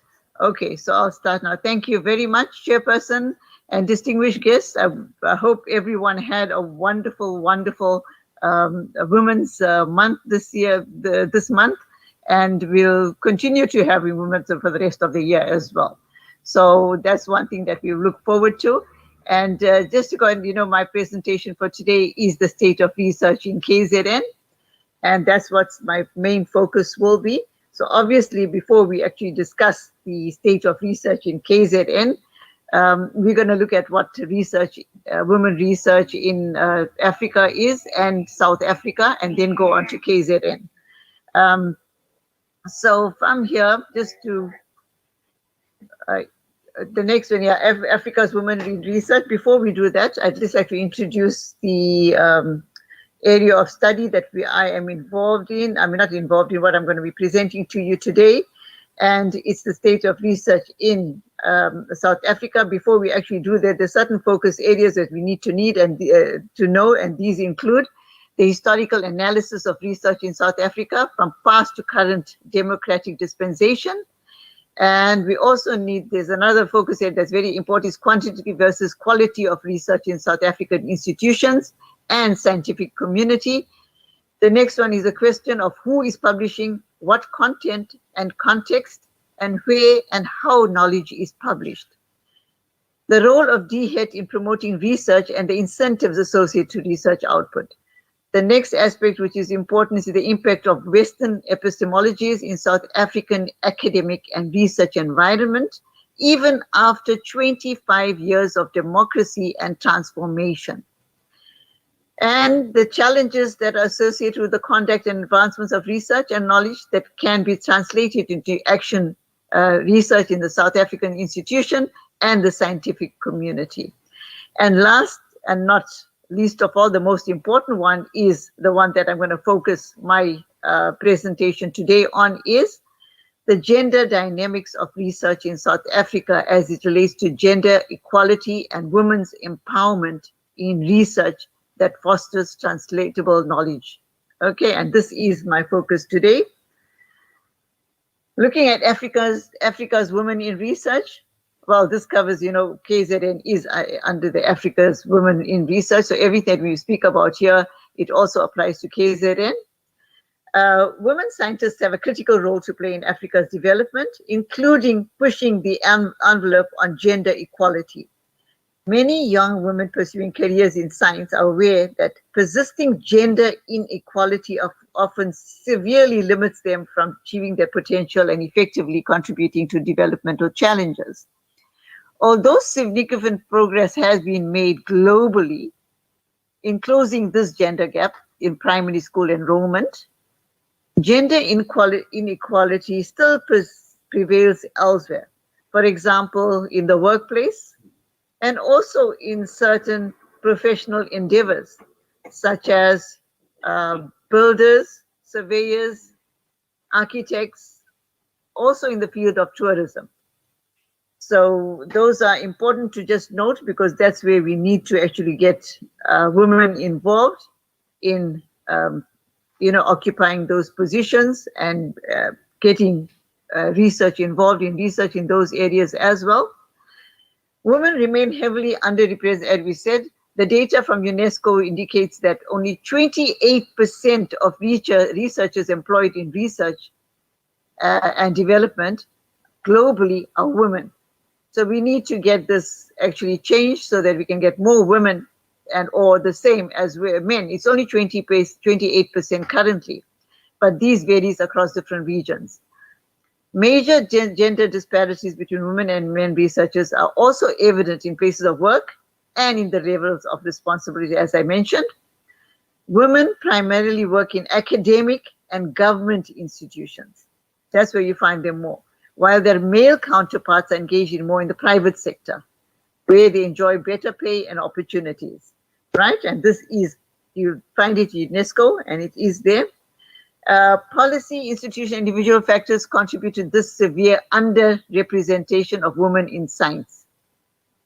While many countries in the sub-Saharan Africa have enacted science, technology, and innovation policies, some of which have gender-related objectives aimed at promoting women's participation in science. However, they are rarely implemented.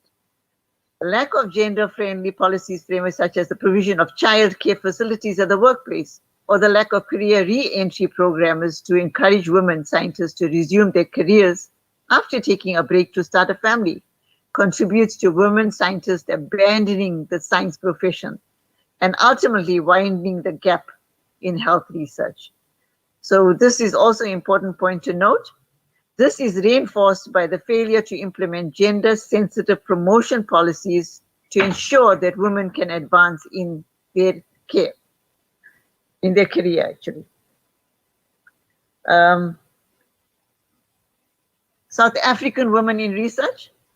South African women are mostly affected by the triple challenges that we face.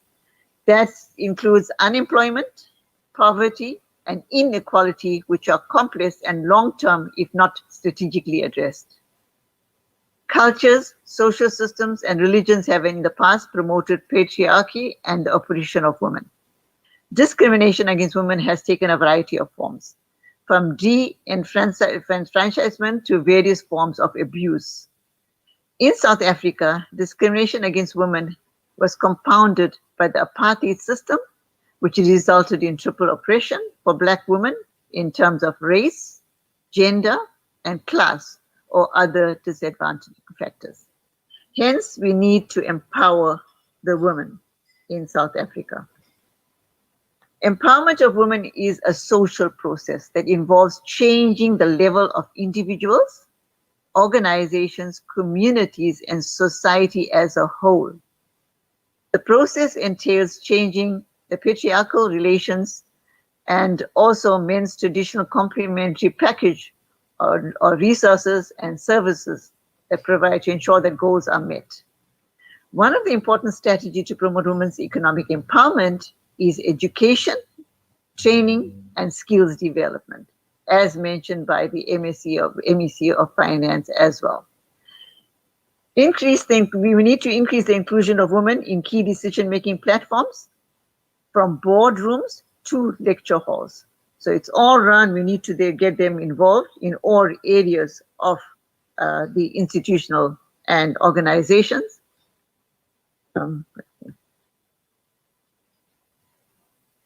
Economically strengthening women, who account for more than half of the national population, is not only a means by which to spur economic growth, but it's also a matter of advancing women's human rights.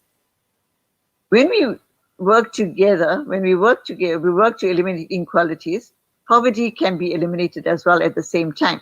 And the entire country stands a better chance of becoming a stronger player in the global marketplace. Poverty and inequality have an important gender dynamic. Gender inequality refers to economic inequality between the genders, as well as social inequality and inequality in power between men and women. Economic gender inequalities refer to differences in income and employment by gender, and to economic inequality within the household. Then looking at women in research in the KZN context, advancing women responsive inclusive participation in research and development is imperative, is absolutely imperative, as also mentioned by the MEC of Finance in her presentation, for further sustainable development of the province and grooming diverse cohorts of policymakers and leaders.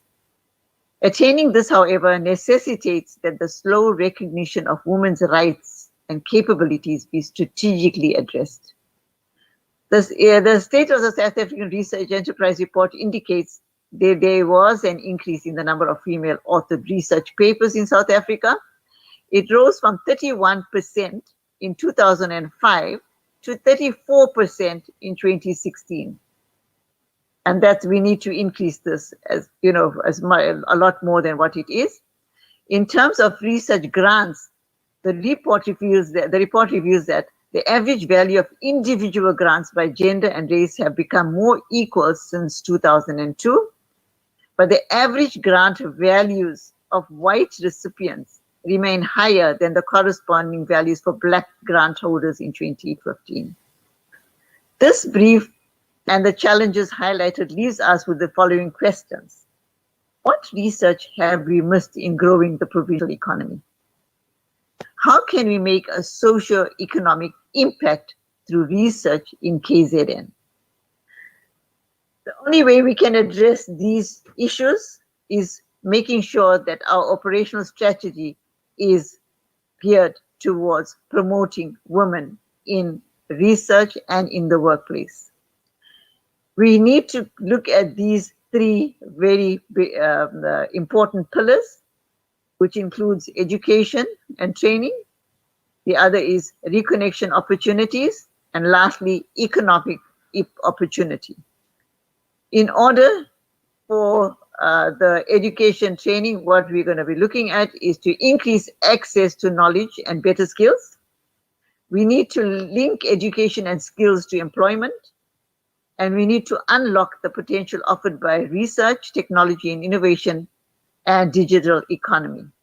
We also need to find a way to provide enabling support to women-led initiatives for development and growth. The only way we can achieve these objectives is to provide skills development and intermediation, and also capacity building workshops, also entrepreneurship development programs.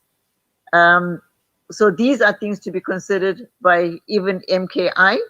The other is reconnection opportunities. We need to recognize the capabilities of women. And how we're going to do that is by capacity building and training and providing them with the opportunities, training opportunities so that they can achieve their objective. And the next one was the economic opportunity. The objective here is to connect and advise women on how to access the economic opportunities. The only way we can do that is by connecting them, the women, to jobs that are available out there. These are such important issues that we need to get going and making sure that our women are provided with the opportunities so that they can grow and be able to become successful in whatever they do. Thank you very much. I think that's my last year. Thank you so much for allowing me. I didn't want to take too much of your time because I know time is running out. And I know the presentation was quite quick, but if you have any questions, I don't mind answering. Thank you. Thank you, Prof. Thank you, Prof. There seems to be someone who's able to speak to Prof such that she can hear. Please just let her know that it's fine. There won't be questions that will be filtered to her for purposes of time. Thank you, Prof. Can we also give her another round of applause? There we go, ladies. It's clear that we don't have enough women represented as researchers, despite the fact that when we look at academic programs, we see them a lot. Sometimes they outnumber males, but they seem to get lost somewhere. So we have a challenge, and it's good we have academics here to make sure that we hold them by hand such that they get into this room and be called women in research as well. So without wasting more time, I'm mindful that we started a bit late, so we will finish. We're aiming at finishing at 11:30. So we will then invite Professor Nkonki Mandleni from the Mangosuthu University of Technology as she approaches her next position. I would be reading out a summary of her biography. Her name is Busisiwe. As I've said, it's Nkonki Mandleni. She is currently employed as Director for Community Engagement and Development at Mangosuthu University of Technology here in KwaZulu-Natal, in Umlazi to be specific. She holds a Doctor of Philosophy degree in the field of agriculture, and her focus and interest, whilst she still is engaged in supervising research for postgraduate students, she is very interested in making sure that the business of the university is connected to community, and it does make a difference. She was the second person to come in today, and she found me here and she said, you better make sure that you say those things only. So I hope I've passed my test. Over to you, Prof.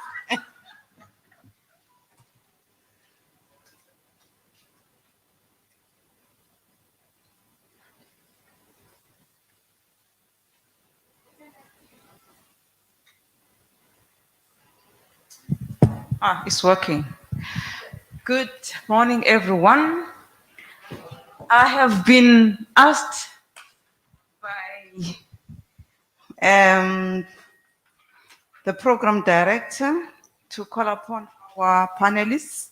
I hope they're all here. The first panelist that I'm going to bring to the stage is Prof. Grayling from University of Zululand. Prof, while you're coming, I just want to give a brief bio of Prof. Grayling. She is a dean in the Faculty of Commerce and Administration and Law, and a professor of economics at the University of Zululand in South Africa. Her areas of specialization are macroeconomics, macroeconometrics, quantitative analysis, and applied econometrics, development policy issues, and economic history. Prof, she did her PhD in economics in 1988.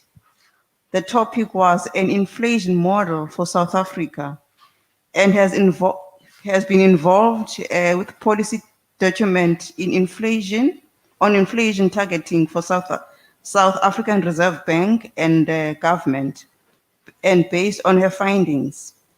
Her areas of specialization, I've indicated them already.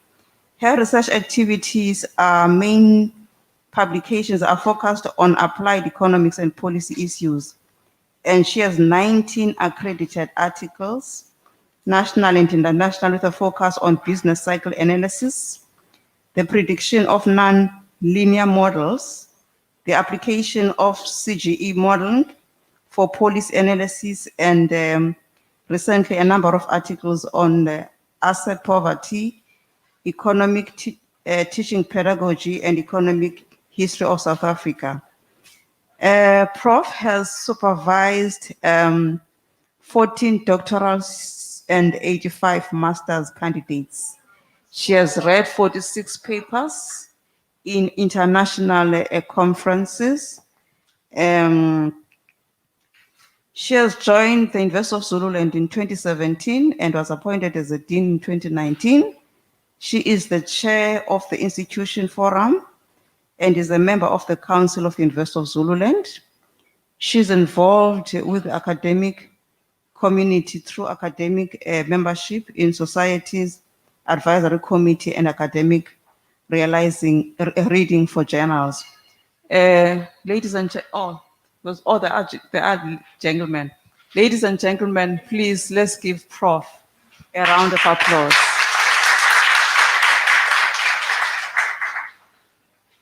I'm also going to call our second panelist by the name of Dr. Jili. I'm sure she is here. While she is taking the stage, I just want to give you a brief bio. Her name is Noku Kanya. She's a senior lecturer in the Department of Public Administration, and she's also an acting director of research and innovation at the University of Zululand. She completed her bachelor's in administration, in public administration and human resource management at the University of KwaZulu-Natal Westville campus. She has a cum laude graduate for her honors and a master's degree, both attained within the University of Zululand. She's a very passionate person about research, and she has presented papers both locally and internationally. She has published a number of articles in accredited journals, book chapter, and edited a book.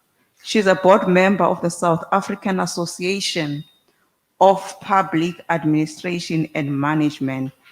Her research interests include public management and governance, local economic development, public policy analysis, and service delivery in the public sector.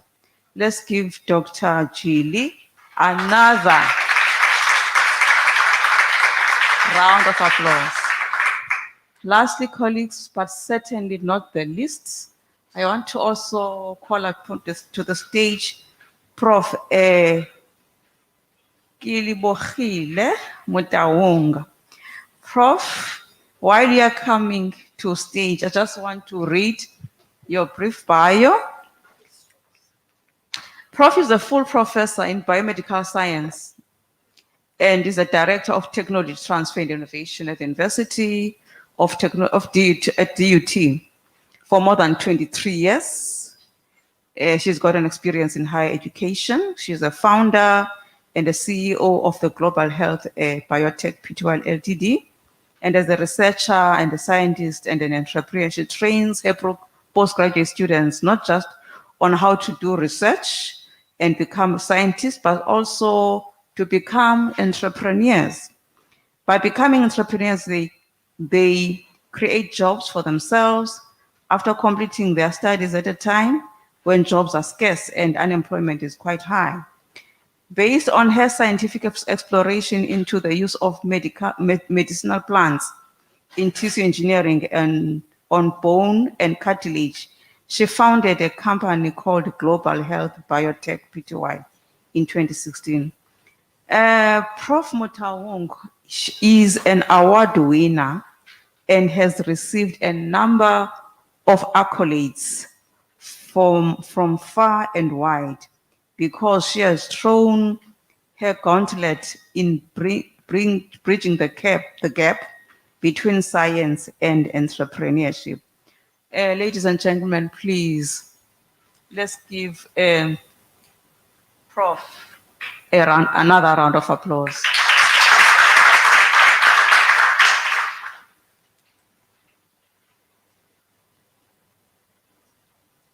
Yeah, I'm going to start with the last one, actually. I'm not going to start. I'm going to start with the one next to me. Prof, I see in your CV that you are not just producing scientists. You're not just producing graduates, scientists, but you're producing entrepreneurs. The question that I have is that where are these entrepreneurs? Where are they? Is there any social impact that you have seen in the 23 years of producing these entrepreneurs? What gaps are there that you have identified in your field? And how do you think they can be bridged? And the last question that I have for you, Prof, is why are we still sitting with 34.4% unemployment? Over to you, Prof. It's been sterilized, though. I have to make sure. Good morning, ladies and gentlemen, and thank you so much for inviting me. Let me just start by saying you asked me why. I'll tell you why. One of the things that used to hurt me, and I've seen that, professors, we are doing extremely well, supervising, publishing, but at the end of the day, we are using taxpayer. The people who need to benefit are the communities. They won't be able to read those papers because they need to understand. We need to translate that research. So it's always been my passion that I wouldn't want to graduate, especially PhD students, wearing a red gown, bragging all over and going to loiter in the street looking for a job. That is not going to be me, and I refuse to be one of those. So when I was doing my training of my students, because most of them I can, for the sake of time, some they are my protege, even if they start studying, they've already got businesses when they start. Immediately, if I supervise them in the manner that whatever they are doing, they will be able to have companies out of that. So when I start with mine, I use the design thinking model, because I knew that there are a lot of people that are suffering from osteoarthritis. I knew that in South Africa, in Africa, we don't have resources, but I knew we do. The hemp doctor just mentioned, we have medicinal plants, and how are we utilizing them? Because of my background on tissue engineering of bone and cartilage, I use medicinal plants that can regenerate bone and cartilage. If you fail, you've got a fracture, you go to the hospital, you arrive there, they're going to tell you they don't have the resources. I personally have to come with a solution, how I'm going to. Because one of the things was seeing the people waiting for knee replacement. We've got a lot of them, and that is also crippling the economy of KwaZulu-Natal or Africa as a whole. So one has always to come with a solution. Now, when I was doing that, I started Global Health Biotech. Those PhD students, they've got shares in the company. I gave them shares. For me, giving shares to students in the company is not about money. There are always things that they can do. You can see I'm here, KwaZulu-Natal. They are there, Pretoria, operating, working very hard. If they mess that company of mine and them, sham, they will walk on the street looking for a job. So already, they're already knowing that this is also their asset, because I don't want to be married to this company. I want to allow them as well to make sure that at the end of the day, it is theirs. So they've already started with their own project.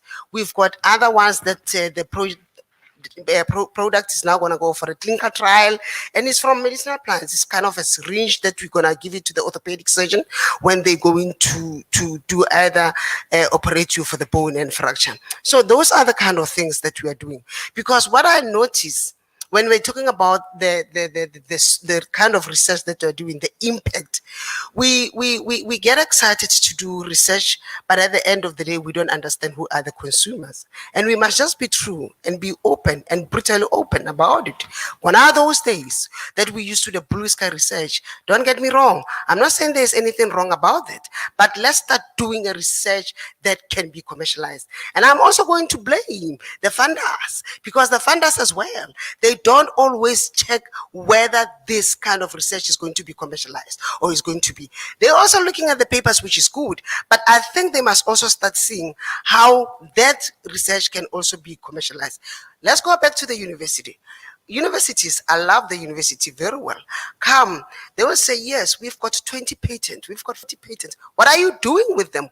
KwaZulu-Natal, the socio-economy is really, we are suffering here. Why don't you go to the university and license those patents and start doing something about it? And stop talking about the number of patents that we've got in the university. Let's start talking about the impact of that. You can have 4 patents, but if you have commercialized it, for me, I'm better than 100 patents that you always go and present there to Department of Higher Education and Training and say, Minister, we have produced 100 patents. I can rather say, Minister, I have 4 patents and I have commercialized it, and the return of investment is a lot of money. Now, at the end of the day, I just want to say, sometimes you universities, you are inheriting, you're thinking that you've got an asset with those patents. You've got liability.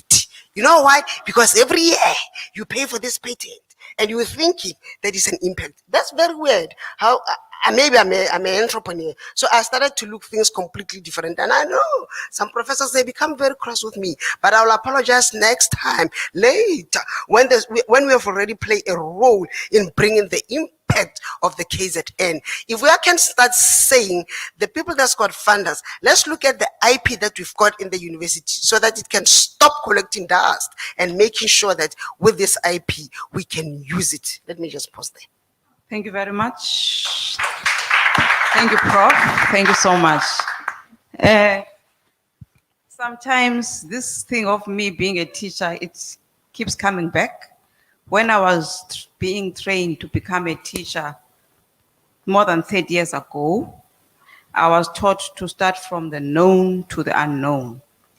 Just to do a groundwork on what we are trying to, on the topic that we are trying to address now. The topic that we are addressing, as it is indicated in the program, is the how can we make a socio-economic impact through research in KZN. Now, the question that comes to our mind is, what do we mean by that? Okay. Socioeconomic studies or research, it is a study of a relationship between the economic activities and our social lives. And focus is on the social impact, as Prof has indicated earlier on, of a specific kind of economic change. Such changes, I can make an example. A change could be a displacement of people due to a closing of a factory, village to city migration, market manipulation, and even signing of trade treaties. Now, what is the goal, usual goal behind a socio-economic research? It is generally to undertake an impact assessment and bring about socio-economic development, usually in terms of improvements in metrics such as the GDP, life expectancy, literacy, and also in the levels of employment. Now, in universities, institutions of higher learning, we also need to think of the kind of students that we are producing. The students that make a difference in our communities. So as I'm going to engage the 2 colleagues from the universities, I want us to keep this at the back of our minds, that as we produce students, as we conduct research, are we really focusing on producing students who are going to be socio-economically aware of what is going on and also being conscious of the change they want to bring to their societies. So the next speaker, colleagues, or ladies and gentlemen, is Dr. Jili. Dr. Jili, the question that I have for you. It's not complicated. But because I looked at your CV, you specialize in areas of governance and service learning. Service delivery. The question that I have is, how do you think women should play a role in the socio-economic impact through research in this particular province? Thank you. Thank you so much, facilitator and all protocol observed. I think as women, firstly, we have a very big role to play in all the areas of research, but then looking specifically in KZN. But then maybe before KZN, we can look at the South Africa as a whole, Africa as a whole, as well as globally. There are so many challenges that we are actually confronted with. Some of them, the speakers before me have mentioned them, but then those that are related to socioeconomic development, it's more of the triple challenges, which is about inequalities, it is about poverty, it is about unemployment. So when you talk about those challenges, they contribute a lot in our socioeconomic development. My area of specialization is include economic development, especially at a local level, where we look at KwaZulu-Natal as a province. So firstly, I will explain this particular question as a researcher before to respond as a woman, to say as researchers, especially in a higher institution, we do research in different areas, and most of research, especially myself, because I'm in public administration, they relate to our community development, they relate to our society as to what impact can we bring through our research in our society, which include the challenges that we are talking about, especially the issue of unemployment that is confronted young people within our community, rural people within our community. So, which means as we are doing that particular research, how do we communicate it with the society at the end of the day? Is it actually disseminated to the relevant people, to the relevant audience, so that whatever recommendations we are bringing in the table can be implemented? Because that is the gap on its own. We do research for ourselves, we do research for qualification, we do not disseminate to the relevant people, relevant stakeholders who can be able to implement our recommendation so that we can see the impact of our research. That is the first gap. So if our recommendations can be disseminated to the right people who can be able to implement those recommendations, maybe we can see the impact of those particular research. I've supervised around 15 master's students. I've supervised PhD students as well. Then I'm asking myself, where do we publish those particular dissertations? We publish it in our university repository. Does it go to the relevant people who can be able to implement the solutions? The answer is no, it doesn't. Why? Because we don't have relationships, collaborations with the stakeholders who can be able to implement our recommendations. Why? Because we don't go back to the community, the people at grassroots level, and share our findings and share the possible solutions so that they can start to implement those particular solutions as well as our recommendations. So maybe if we can do that, to collaborate with the community and stop using our communities maybe as people, participants whom we can actually use for only collecting data from, but we don't share what are the possible solutions and what is the impact that those possible solutions can actually make out of them.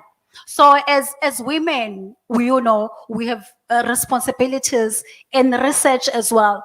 The speaker, I think it was Prof. Adams, already alluded on that.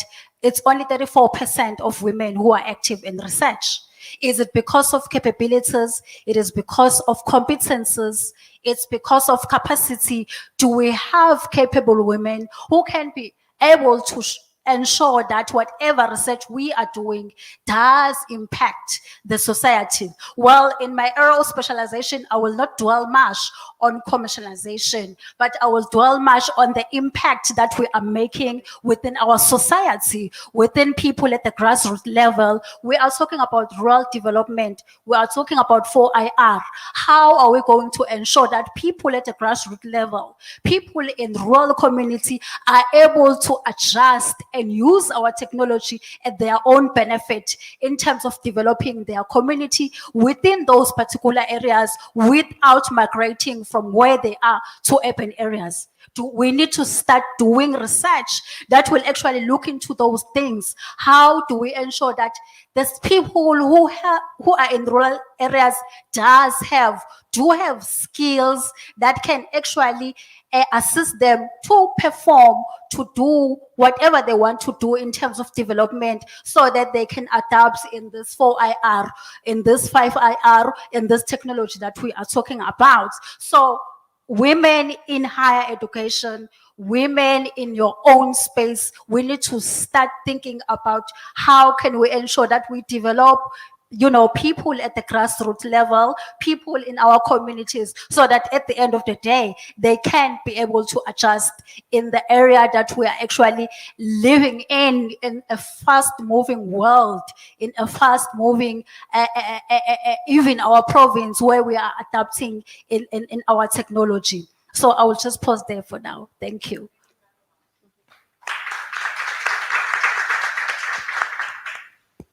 Thank you so much, Doc. Thank you, thank you. The last questions, I'm going to direct them to Prof. Grayling. Prof, still on social impact. I'm not sure whether it's because it's close to my heart. Maybe it's because I'm the director for community engagement in the university. Social impact. I can see your CV is quite long. You've done a lot of research, lots of outputs. Let's talk about social impact. How do we deal with the mentality in the universities where research is not taken to the communities, where the communities are not brought on board when the research is taken, is conducted by the university? Where is the problem? How can we address it as women seated here? Over to you, Prof. Thank you, Jay.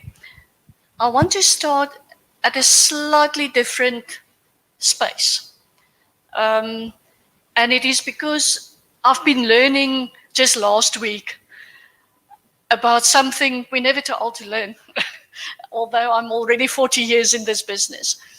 About the socio-economic one, we all know the information. We know about the nearly 35% unemployment, but more scary is the 75% unemployment of the youth.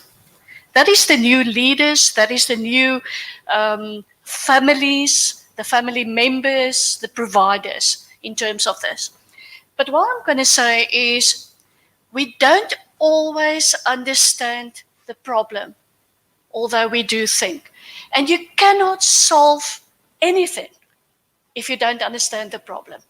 And I'm going to tell you what happened to me last week after being in economics for 40 years and publishing and guiding, etc. We had a webinar on Black economic empowerment.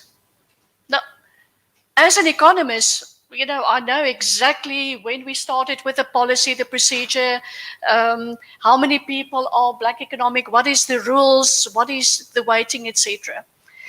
But we had this keynote speaker that came in, and he gave us a total different background in terms of Black economic empowerment.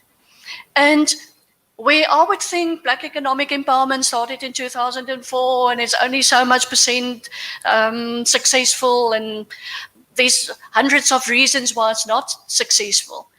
He started back in history and he explained the whole concept of Black business and what happened with Black business and how Black business has been absorbed through monopolies. That is basically what? Capital. into this and how the whole concept of Black economic empowerment, affirmative action, has been turned against the people that is supposed to benefit through this. And therefore, I want to say that we will not be able to solve anything if we don't understand our problems. And that is something that really, really bothers me about when we get this new 18 years old coming into university, coming from the home, understand the rural environment, but the moment that they get into the residences in the university, they are changing their culture immediately. And then they really immediately want to be and follow all these demonstration effects of the Americas and the Western world. And they want everything that everyone has without understanding what's going on. You know what, when we look at our economic system and what we do and how we look at it, we must understand our history and what is the impact of that in solving these problems. There's no textbook in the world that can help us to solve our problems, because we are the majority of people that is marginalized versus a small minority that has most of the capital of the system. You don't find that in international textbooks. What you find there is the opposite, where it's a minority that is basically disadvantaged, and then all the steps and the procedures, etc., how to correct that. So we have a very unique problem. And if we don't understand that problem, if we don't understand our history, then we don't understand our strengths. And if we don't understand our strengths, as Dr. Kunine? ABCD. Oh, it's my new favorite one. ABCD, solve the problem. I'm going to steal your ABCD forever. So, asset-based. What are our strengths? And then to tell the students, the young ones sitting there, you know what? There's no quick fix in solving socioeconomic problems. We have not been able to do it for the last 40 years. We've never had our unemployment rate less than 20%. Never. So how are we quickly to do it? But unfortunately, it is increasing. It's getting worse. So please, young people, come in, understand what is your strength. Understand your experience of how to live. What is the African culture? Why do we neglect African culture and Africa thought? Because that is where we are unique. That is our unique strength. They don't have it in America. They don't have it in Europe. Why do we look at and the commercialization, as you say? We have indigenous knowledge and products and goods and handwork and doing things by hand, all of these carpets and baskets, etc. But what are people doing? They say, this is a handmade thing, it's not as fancy as the imported one, so we attach a small price to this. No, that's totally wrong. In economics, we teach them, if things are scarce, it needs to be a high price. So again, asset-based, we have skills that is scarce. Not one single American can knit a jersey anymore. Not one single American can make a basket. They cannot do that. We have Americans coming to visit us. And still, what do? We don't value our own goods to put value to that, and then to start to commercialize that, and then to export this. So we are still trying, and the universities are wrong. We are wrong in terms of what we're teaching the students. We're still trying to teach them out of American and European textbooks. We are. We're still using these examples that doesn't make sense at all. And therefore, and then we ask our young people, but why do you think like this? Why don't you go back to your roots? If you use all of these fancy American actors and actresses as examples, then why would they value their own culture?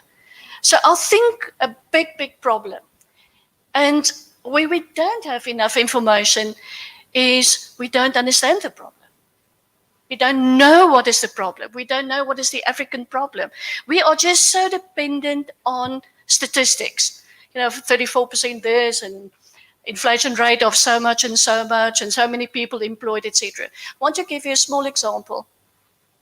We've advertised a position for an administrator in a department, and we had 808 applications for one position. And the minimum qualification was a degree or a diploma, so at least a 3-year. So that means there will be 807 people that will be disappointed, that is actively looking for work. I actually think we are underestimating what is going on with our unemployment problem in the country. So these are people that already have the degree and still don't manage to find a job. So that is heartbreaking. This is why I'm with a university all my life, to work with young people with the hope of providing them one or other livelihood, some knowledge that they can go out and get a job. But unfortunately, what we still do is we still believe that there is big businesses that will create enough work to accommodate everyone. And it's not true anymore. We need to go out, as our colleague so passionately explained to us, and we need to create our own jobs. And we need to start with entrepreneurship. And I totally believe, support entrepreneurship, creating work, but understanding where we are unique.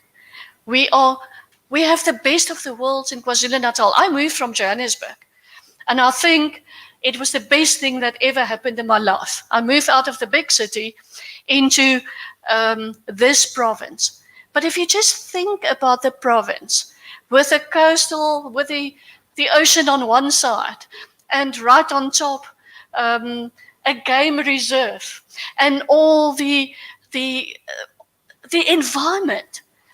It is something that, again, is not available. This is a tourist hub as you would never believe in the world. But how difficult is it when you get overseas visitors and you start to ask them, and they start to say, but we want to visit a few places. And in Zululand, they would tell us, we want to learn about the culture of the Zulus. To get a tour guide that understands this seems to be impossible. But for every tourist that comes into a province, you create 7 jobs. That is what the statistics teach us. And we don't use this enough. The multiplier effect in terms of tourism is so high.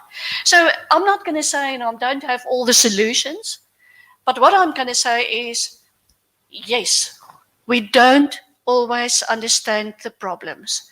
And when we start to do research, we need to go back and we have to go research the concept of African thought. We have to be proud of our culture. We have to be proud. Everyone in this country needs to be proud of being in South African. But we also need to be proud of the African culture, because this is what's unique.